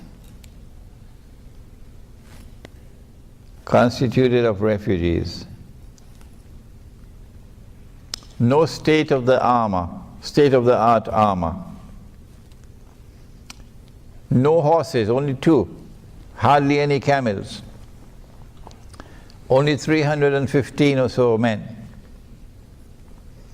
And they had to face an army of 1,000, the rich people's army, a good economy, prosperous economy, state-of-the-art armor, lots of horses, lots of camels. كم من فئة قليلة غلبت فئة كثيرة بإذن الله, says Allah in the Quran. How many times has it happened that a small force defeated a big force? Today we are poor. Our enemies are wealthy. Saudi Arabia is wealthy. Qatar is wealthy. But they have joined the side of the enemy.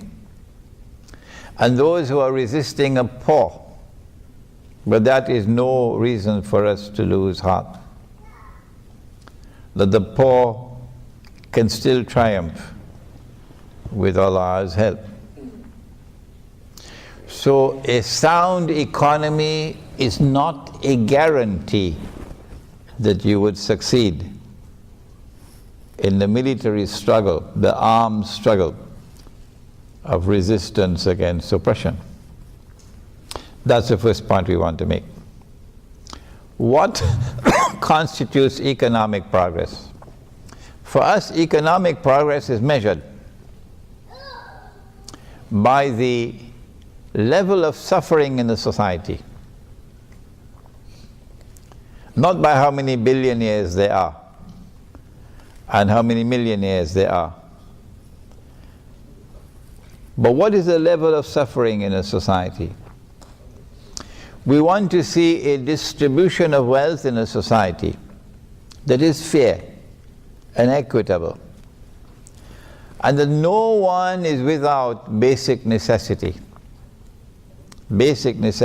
of life, food and clothing and shelter. A single mother, she's divorced and he's gone, found another girl, a younger one, prettier one, and left her with the children. And she has to walk the street to look for a job, to earn a livelihood, to feed her children. If that's your economy, it's not ours. In our economy, we must have economic provisions. She does not have to look for a job. Her husband is dead. She doesn't have to look for a job. No woman No woman in our economy has to look for a job to feed herself and her children. None, none, none. That's the difference between us and you. She has the right to pursue economic activity. She can be a businesswoman, sure. But the society, the economy has a duty to her to ensure that she and the children have basic necessities of life without having to seek employment. For us, that's economic progress. There are others in the society who are disabled, cannot work, who are ill, cannot work. We don't leave them on the streets and dismantle social security. We don't create insurance companies, so you have to buy an insurance policy. Our insurance policy is the Jama'ah. Every single member of the Jama'ah has a responsibility to those who are disabled, to those who are ill, to those who are in need. That's a healthy economy. Not an economy in which wealth constantly revolves only amongst the wealthy. And they grow richer and richer. And the rest of the economy is sinking into greater and greater poverty and destitution. That's not a healthy economy.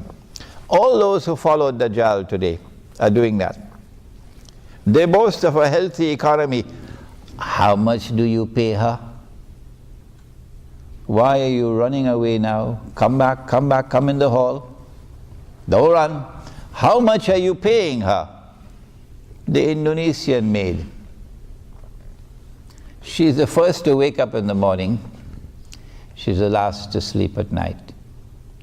She has to leave her husband and her children in Indonesia and come here and pick up your garbage. She works all day like a donkey. And at the end of the day, she's paid the wage of a donkey. Is that a healthy economy? How much do you pay the Bangladeshi worker? How much do you pay the Indonesian worker in a prosperous economy? I'm asking you, Singapore. I'm asking you because you are the model. Don't be annoyed when I call your name Singapore. I have the right to do that because you are presented to the world as a model economy. How many million Indonesian women have worked in Singapore as maids so you can be prosperous? So your wife can go out for dinner every night in some fancy restaurant while the maid is there to take care of the home and the children. And then at the end of the month, you pay her the wage of a slave. Shame on you, shame on you, shame. Is that economic progress? So this is a different way from looking at the subject than is taught at the Harvard School of Business. How should we respond appropriately in order to be successful in our response to the political and economic and monetary challenges? Is that the question?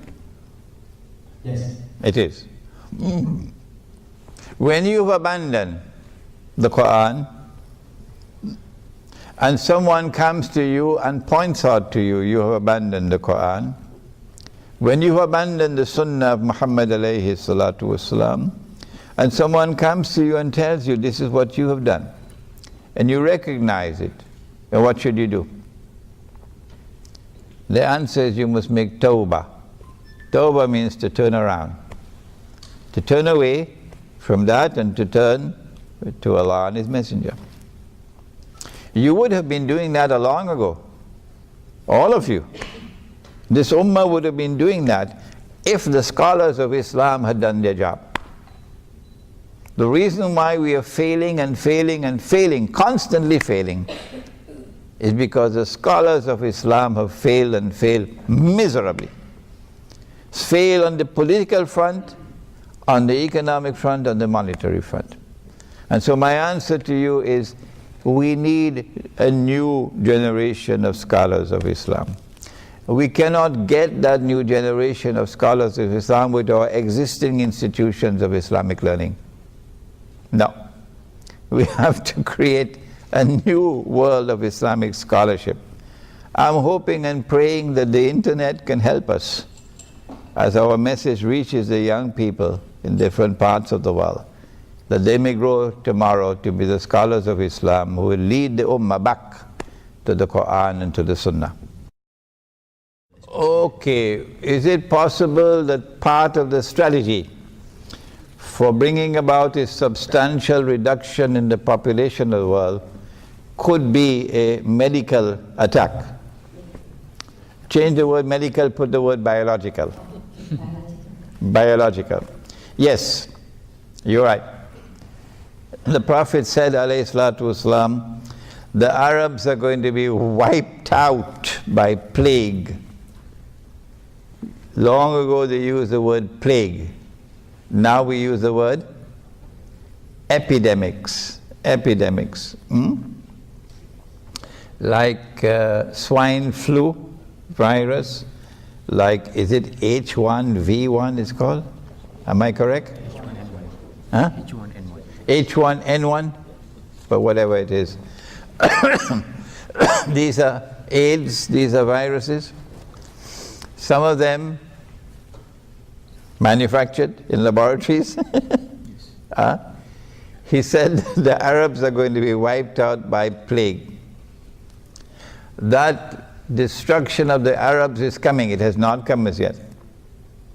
The world is going to see biological warfare being waged to effect a substantial reduction in the population of the Arab world. He said that at that time, when plague attacks the Arabs, that neither plague nor Dajjal can enter Medina. I don't know, check the booklet at the back. Medina returns to center stage, you'll get the hadith there. It is either Medina and Makkah or Medina alone, I can't remember now. And so once the biological warfare starts, you'll see Arabs flocking to Makkah and Medina in order to survive, not to die. Because the Arabs are going to die the way sheep die in a plague, said the Prophet ﷺ. Okay? Neither Dajjal nor plague can enter Makkah and Medina. And so if you're in Makkah and Medina, you'll survive. And if not, you're most likely going to die. At that time, Makkah and Medina are going to return to center stage in the world. Because Nabi Muhammad ﷺ said that this is going to happen, and look, it is happening now. So biological warfare is coming, and it's going to be spectacular, and it will validate the truth in Islam. Well, I did mention earlier that Dajjal said to Tamim ad-Dari, and when I'm released, I'll enter every town and every city. But he didn't mention kampung. He didn't mention villages. And so there is greater security, there are greater chances for survival. For example, from biological warfare that's coming.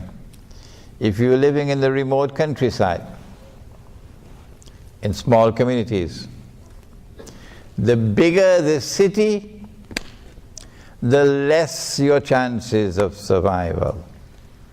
And so Dajjal has been causing the countryside to be vacated. And all of the countryside is moving to the city. And he does that through the economic weapon of riba. You can only get a job here. I met this man from Terengganu. His wife lives in Terengganu with 10 children. MashaAllah.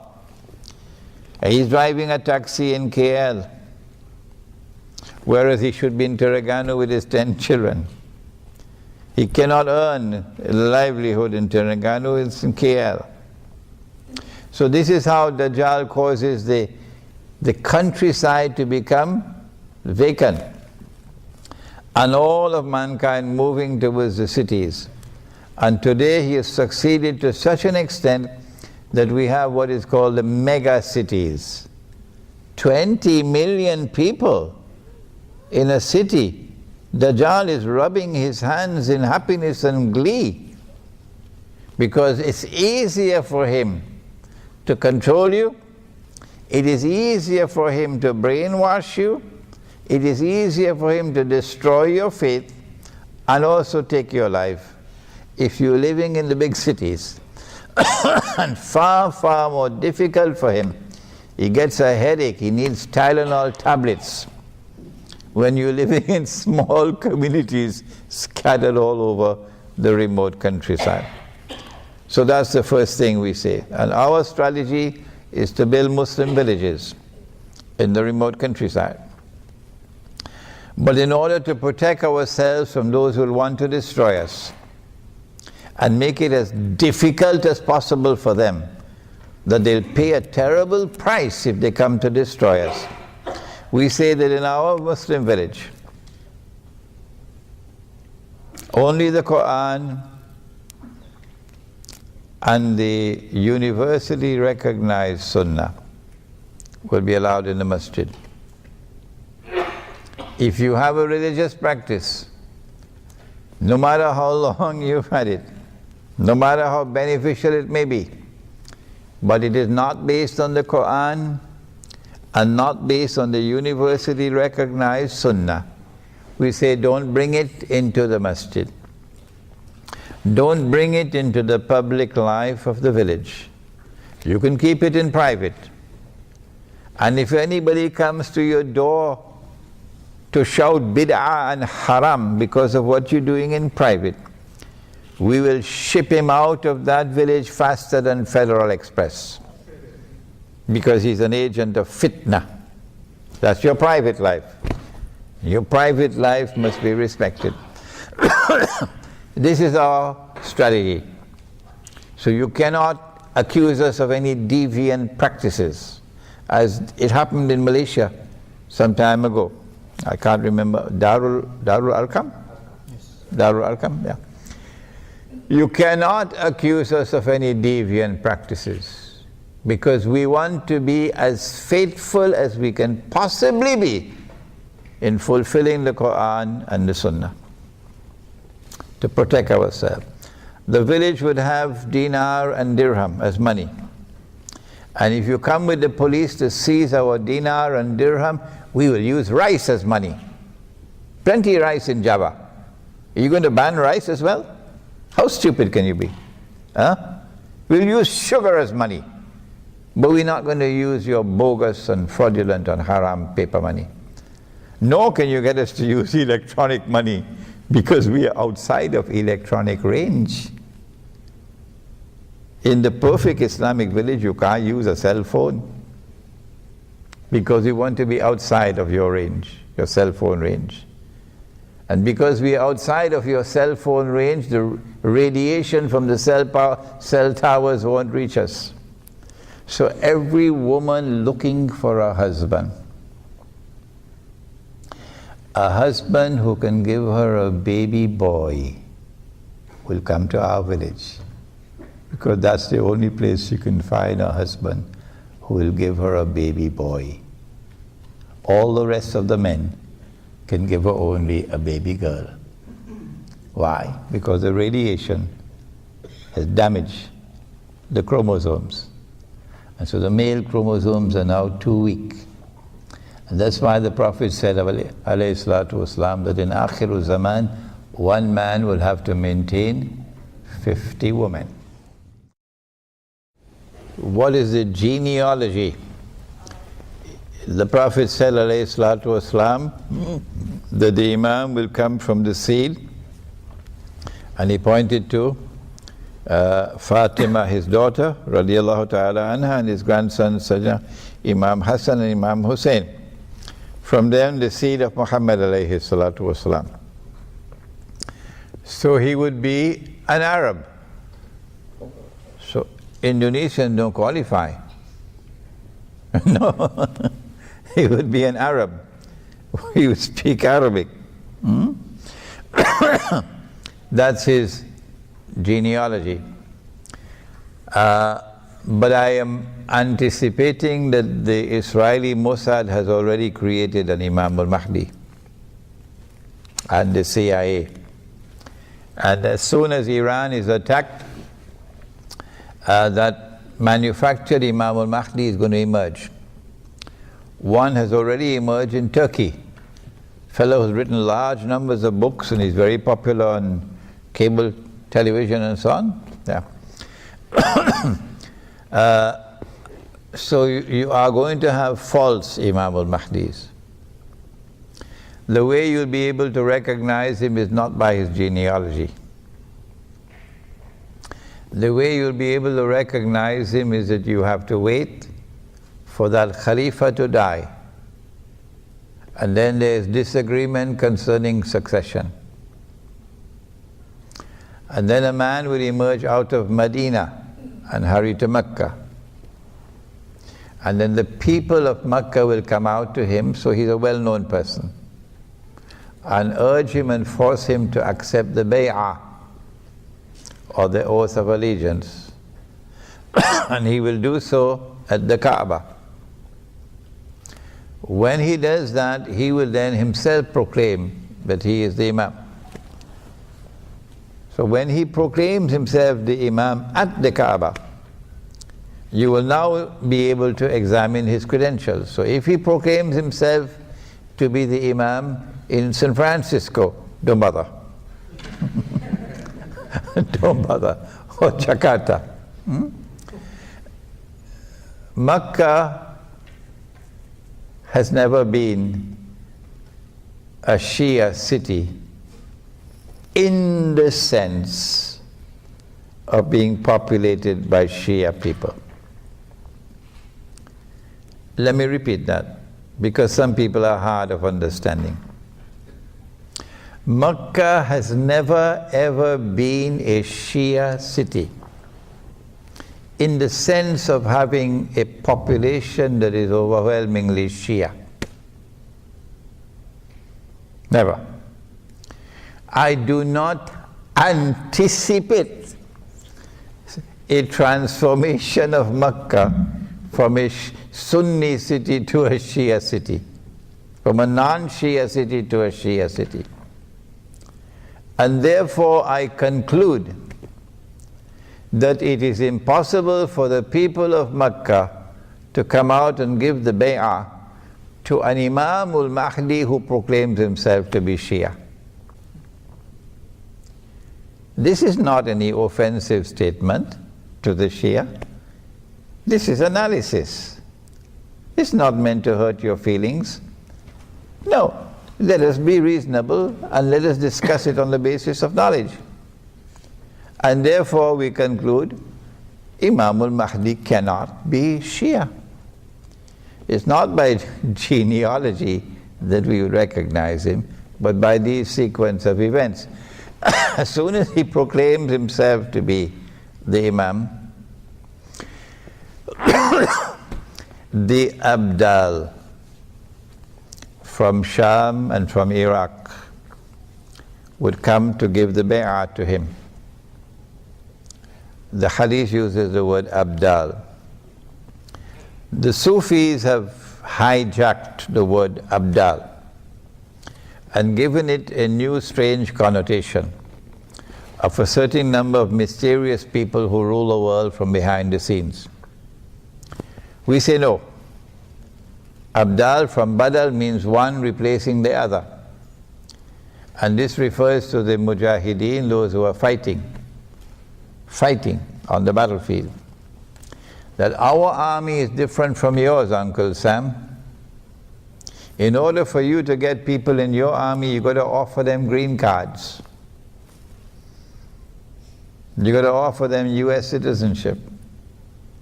You've got to offer them houses and cars and university courses and all kind of thing.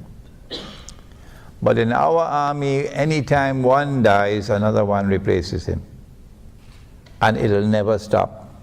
We have an inexhaustible supply. Every time one dies, he's replaced by another, replaced by another. This is Abdal.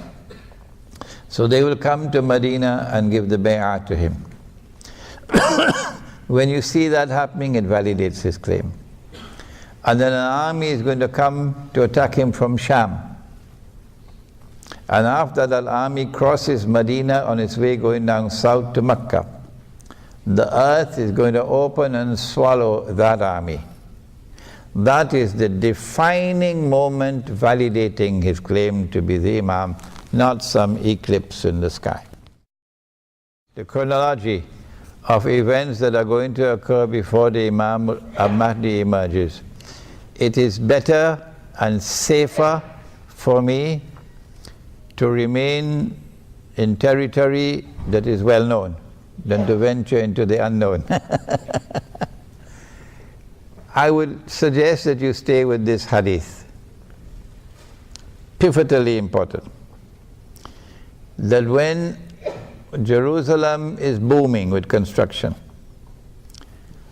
and Madinah to Nabi buildings are being destroyed and it is in a state of forlorn desolation.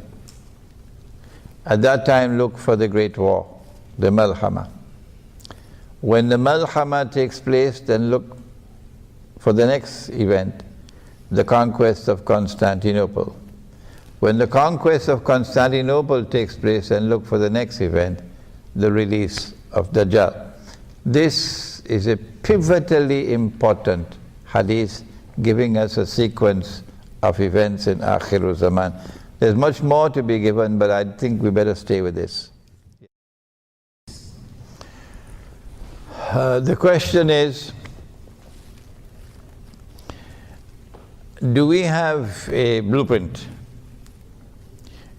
through which as an ummah we can respond successfully and appropriately at the collective level to the political, economic, monetary challenges of the age? We do have a blueprint. I said the Quran and the Sunnah. But we don't have people to implement it. Who are those who can implement it? The scholars. Blind can't lead the blind, can they? Are they equal, those who possess knowledge and those who don't? Scholarship in this context begins with the Quran, not with a degree from MIT. MIT is the last place to go to study the Quran. Huh? Massachusetts Institute of Technology, MIT. The institutions of Islamic learning which teach the Quran and teach the Ahadith do not do so in a manner which will allow the Quran and the Ahadith to explain the reality of the world today. No, they don't.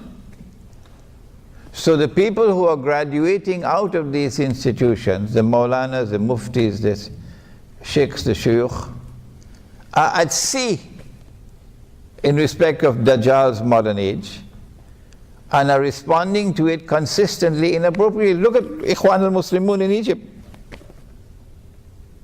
Look at Ikhwan al-Muslimun in Egypt, or Nahla in Tunisia, or the party in Turkey. And so my answer is, we are incapable at this time, impossible, of responding successfully as a collective ummah. It's a hopeless cause. It will not succeed. You cannot overturn the existing political system. You cannot overturn the existing economy. You cannot overturn the existing monetary system. You cannot do it as an ummah because the ulama have failed. If you think I'm wrong, go ahead and do it. Hizb ut-Tahrir, go ahead and do it. I'm not stopping you. Well then, if we cannot succeed with a macro response, what else is there left but a micro response? I've been saying this for 15 years now. What is a micro response? The micro response is to go somewhere on Allah's earth, no matter how distant it may be, no matter how remote it may be, and go and establish the deen. Establish Islam, a small community in the remote countryside. And let people come and see this is Islam. The ruling party in Malaysia, the ruling party here, they can't do it. But you and I can do it. And guess what? Suratul Kahf of the Quran tells us, this is the surah of Al Zaman, Suratul Kahf. I have the plan to write a quartet of books on Suratul Kahf. Quartet 4. Alhamdulillah, I've written 3 already. The first book is the tafsir, Suratul Kahf, the text, translation and commentary. We have it outside. The second book was the ta'wil, interpretation, Suratul Kahf and the modern age, and that book answers your question. That when the young men in that city were faced with the shirk and could not overturn it, instead of compromising, they decided to withdraw. And when they withdrew from the city, they fled to a cave. And Allah subhanahu wa ta'ala then preserved them for 300 years to send a message to us in Akhirul Zaman that if you also withdraw from a society which is sunk in shirk and in oppression, remember what they're paying her. They're paying her the wage of a slave, the Indonesian maid. When you withdraw from that society and you withdraw to the remote countryside to build an authentic expression of the truth which has come from Islam. وَإِذِ اعْتَزَلْتُمُوهُمْ وَمَا يَعْبُدُونَ إِلَّا اللَّهَ فَأْوُوا إِلَى الْكَهْفِ. Allah says, يَنْشُرْ لَكُمْ رَبُّكُمْ excuse me, يَنْشُرْ لَكُمْ رَبُّكُمْ مِنْ رَحْمَتِهِ. Allah will shower you with His mercy. That's your guarantee. An authentic expression of Islam at the micro level. And Allah will protect you. Allah will protect you. That Muslim village has to bring back authentic Islam.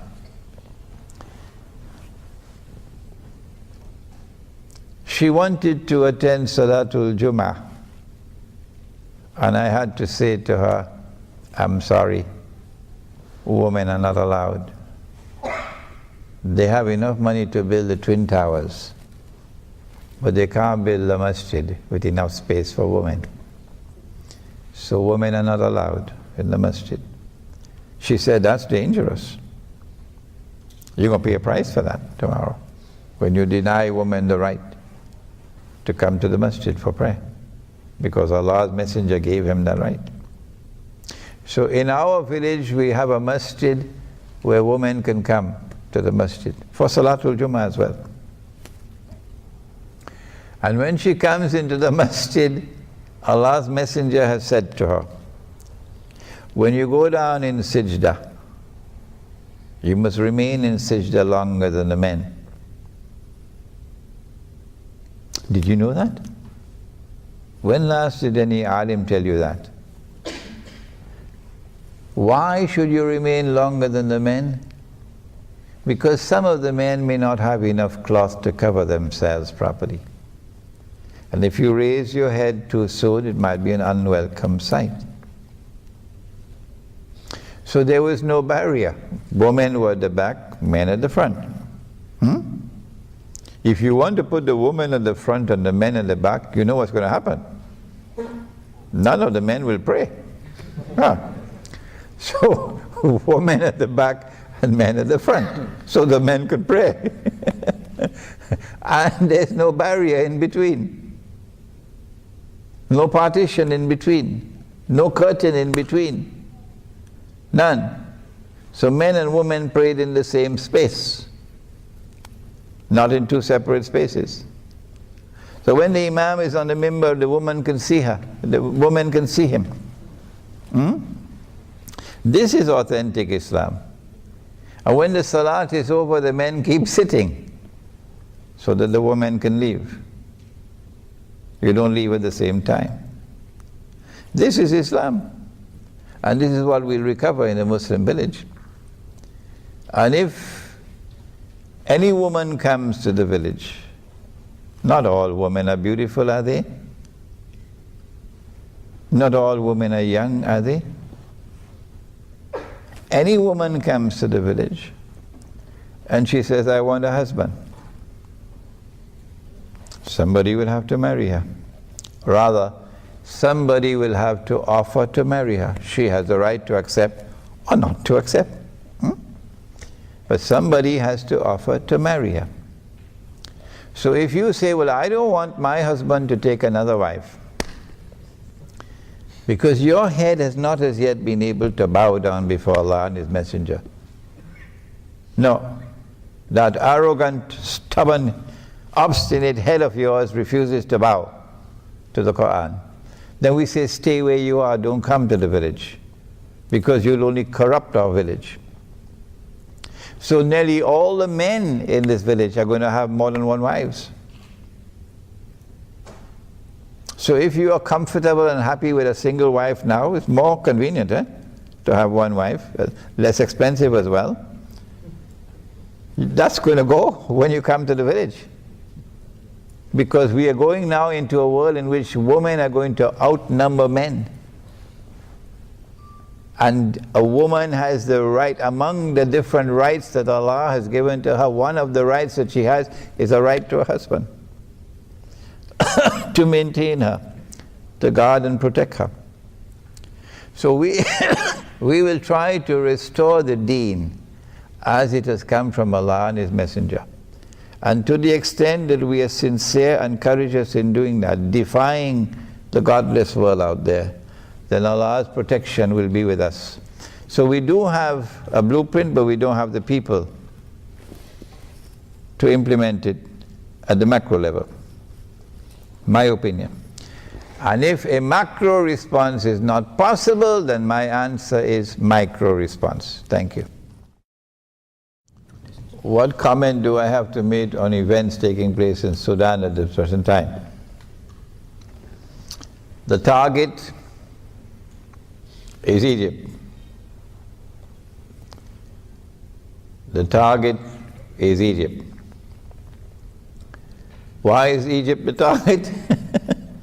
Because someone changed the Torah and wrote into the Torah that the Holy Land extends from the river of Egypt to the river Euphrates.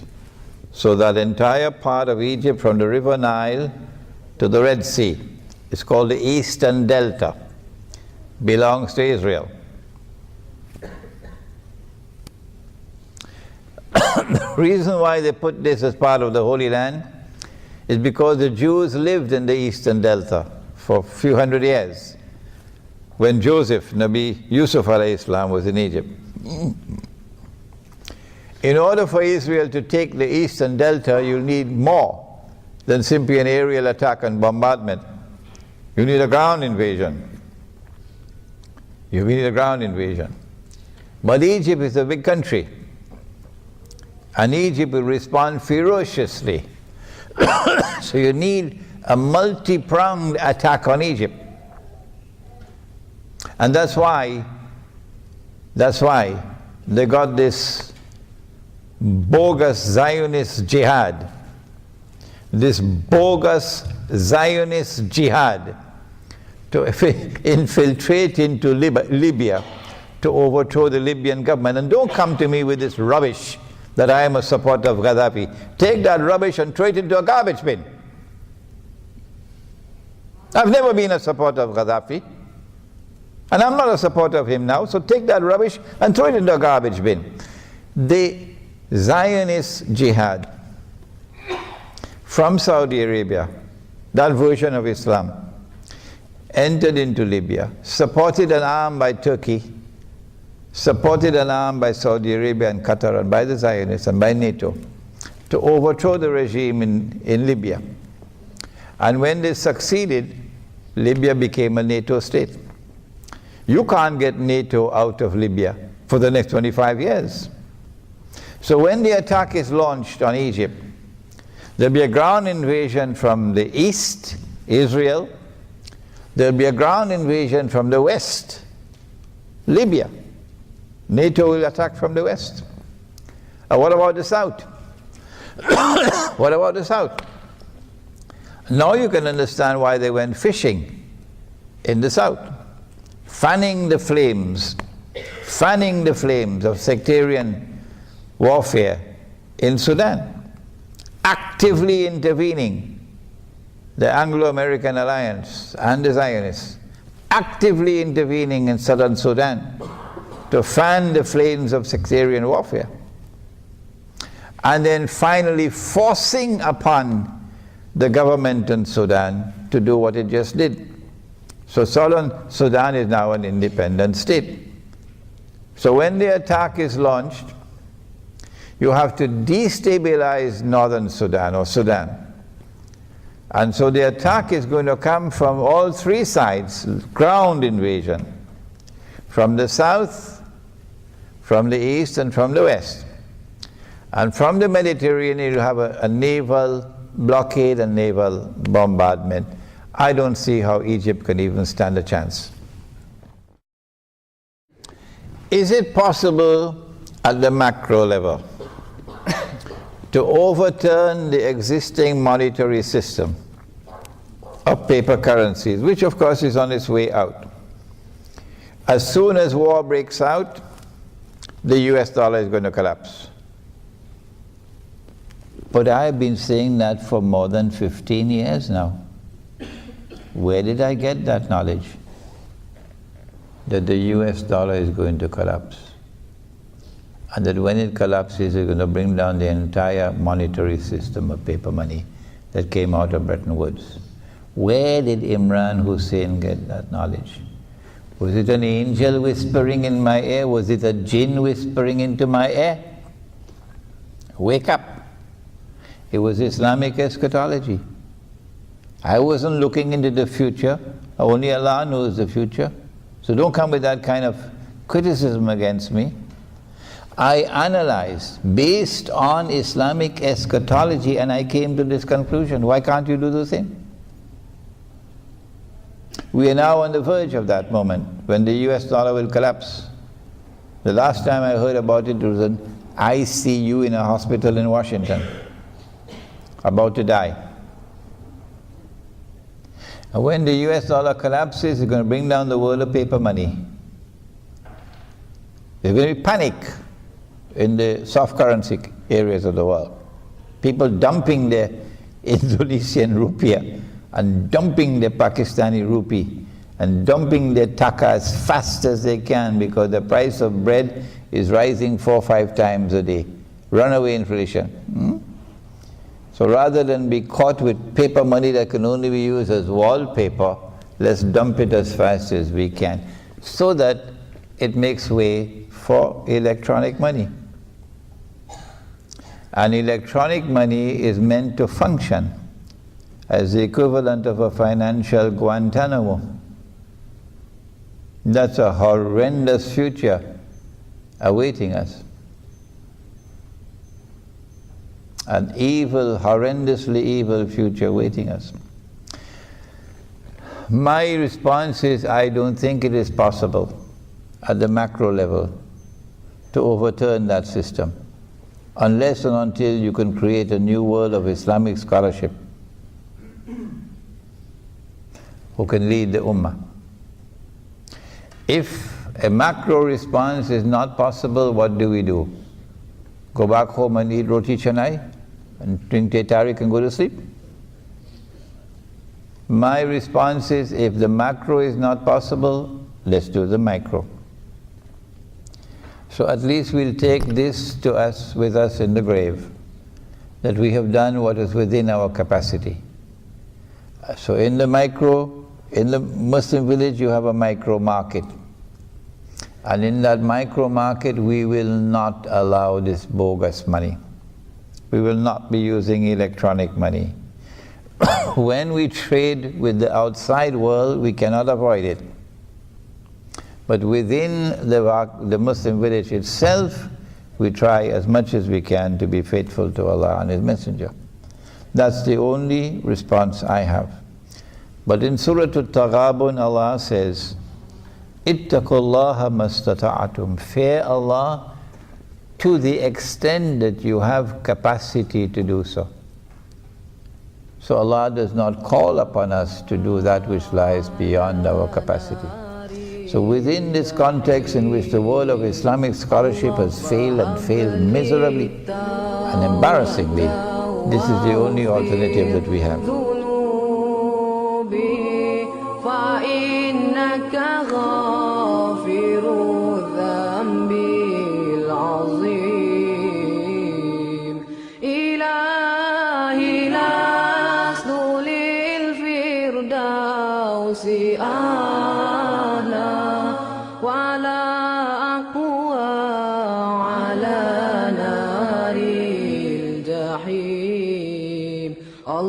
فهب لي توبة واغفر ذنوبي فإنك غافر الذنب العظيم.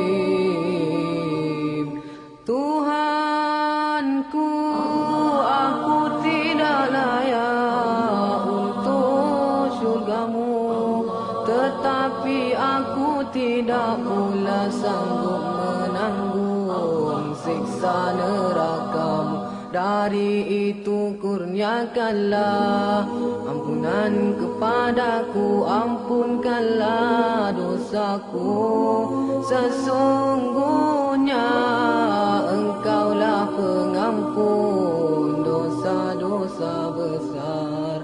Tuhanku, aku tidak layak untuk syurgamu, tetapi aku tidak pula sanggup menanggung siksa nerakamu. Dari itu kurniakanlah ampunan kepadaku, ampunkanlah dosaku. Sesungguhnya Engkaulah pengampun dosa-dosa besar.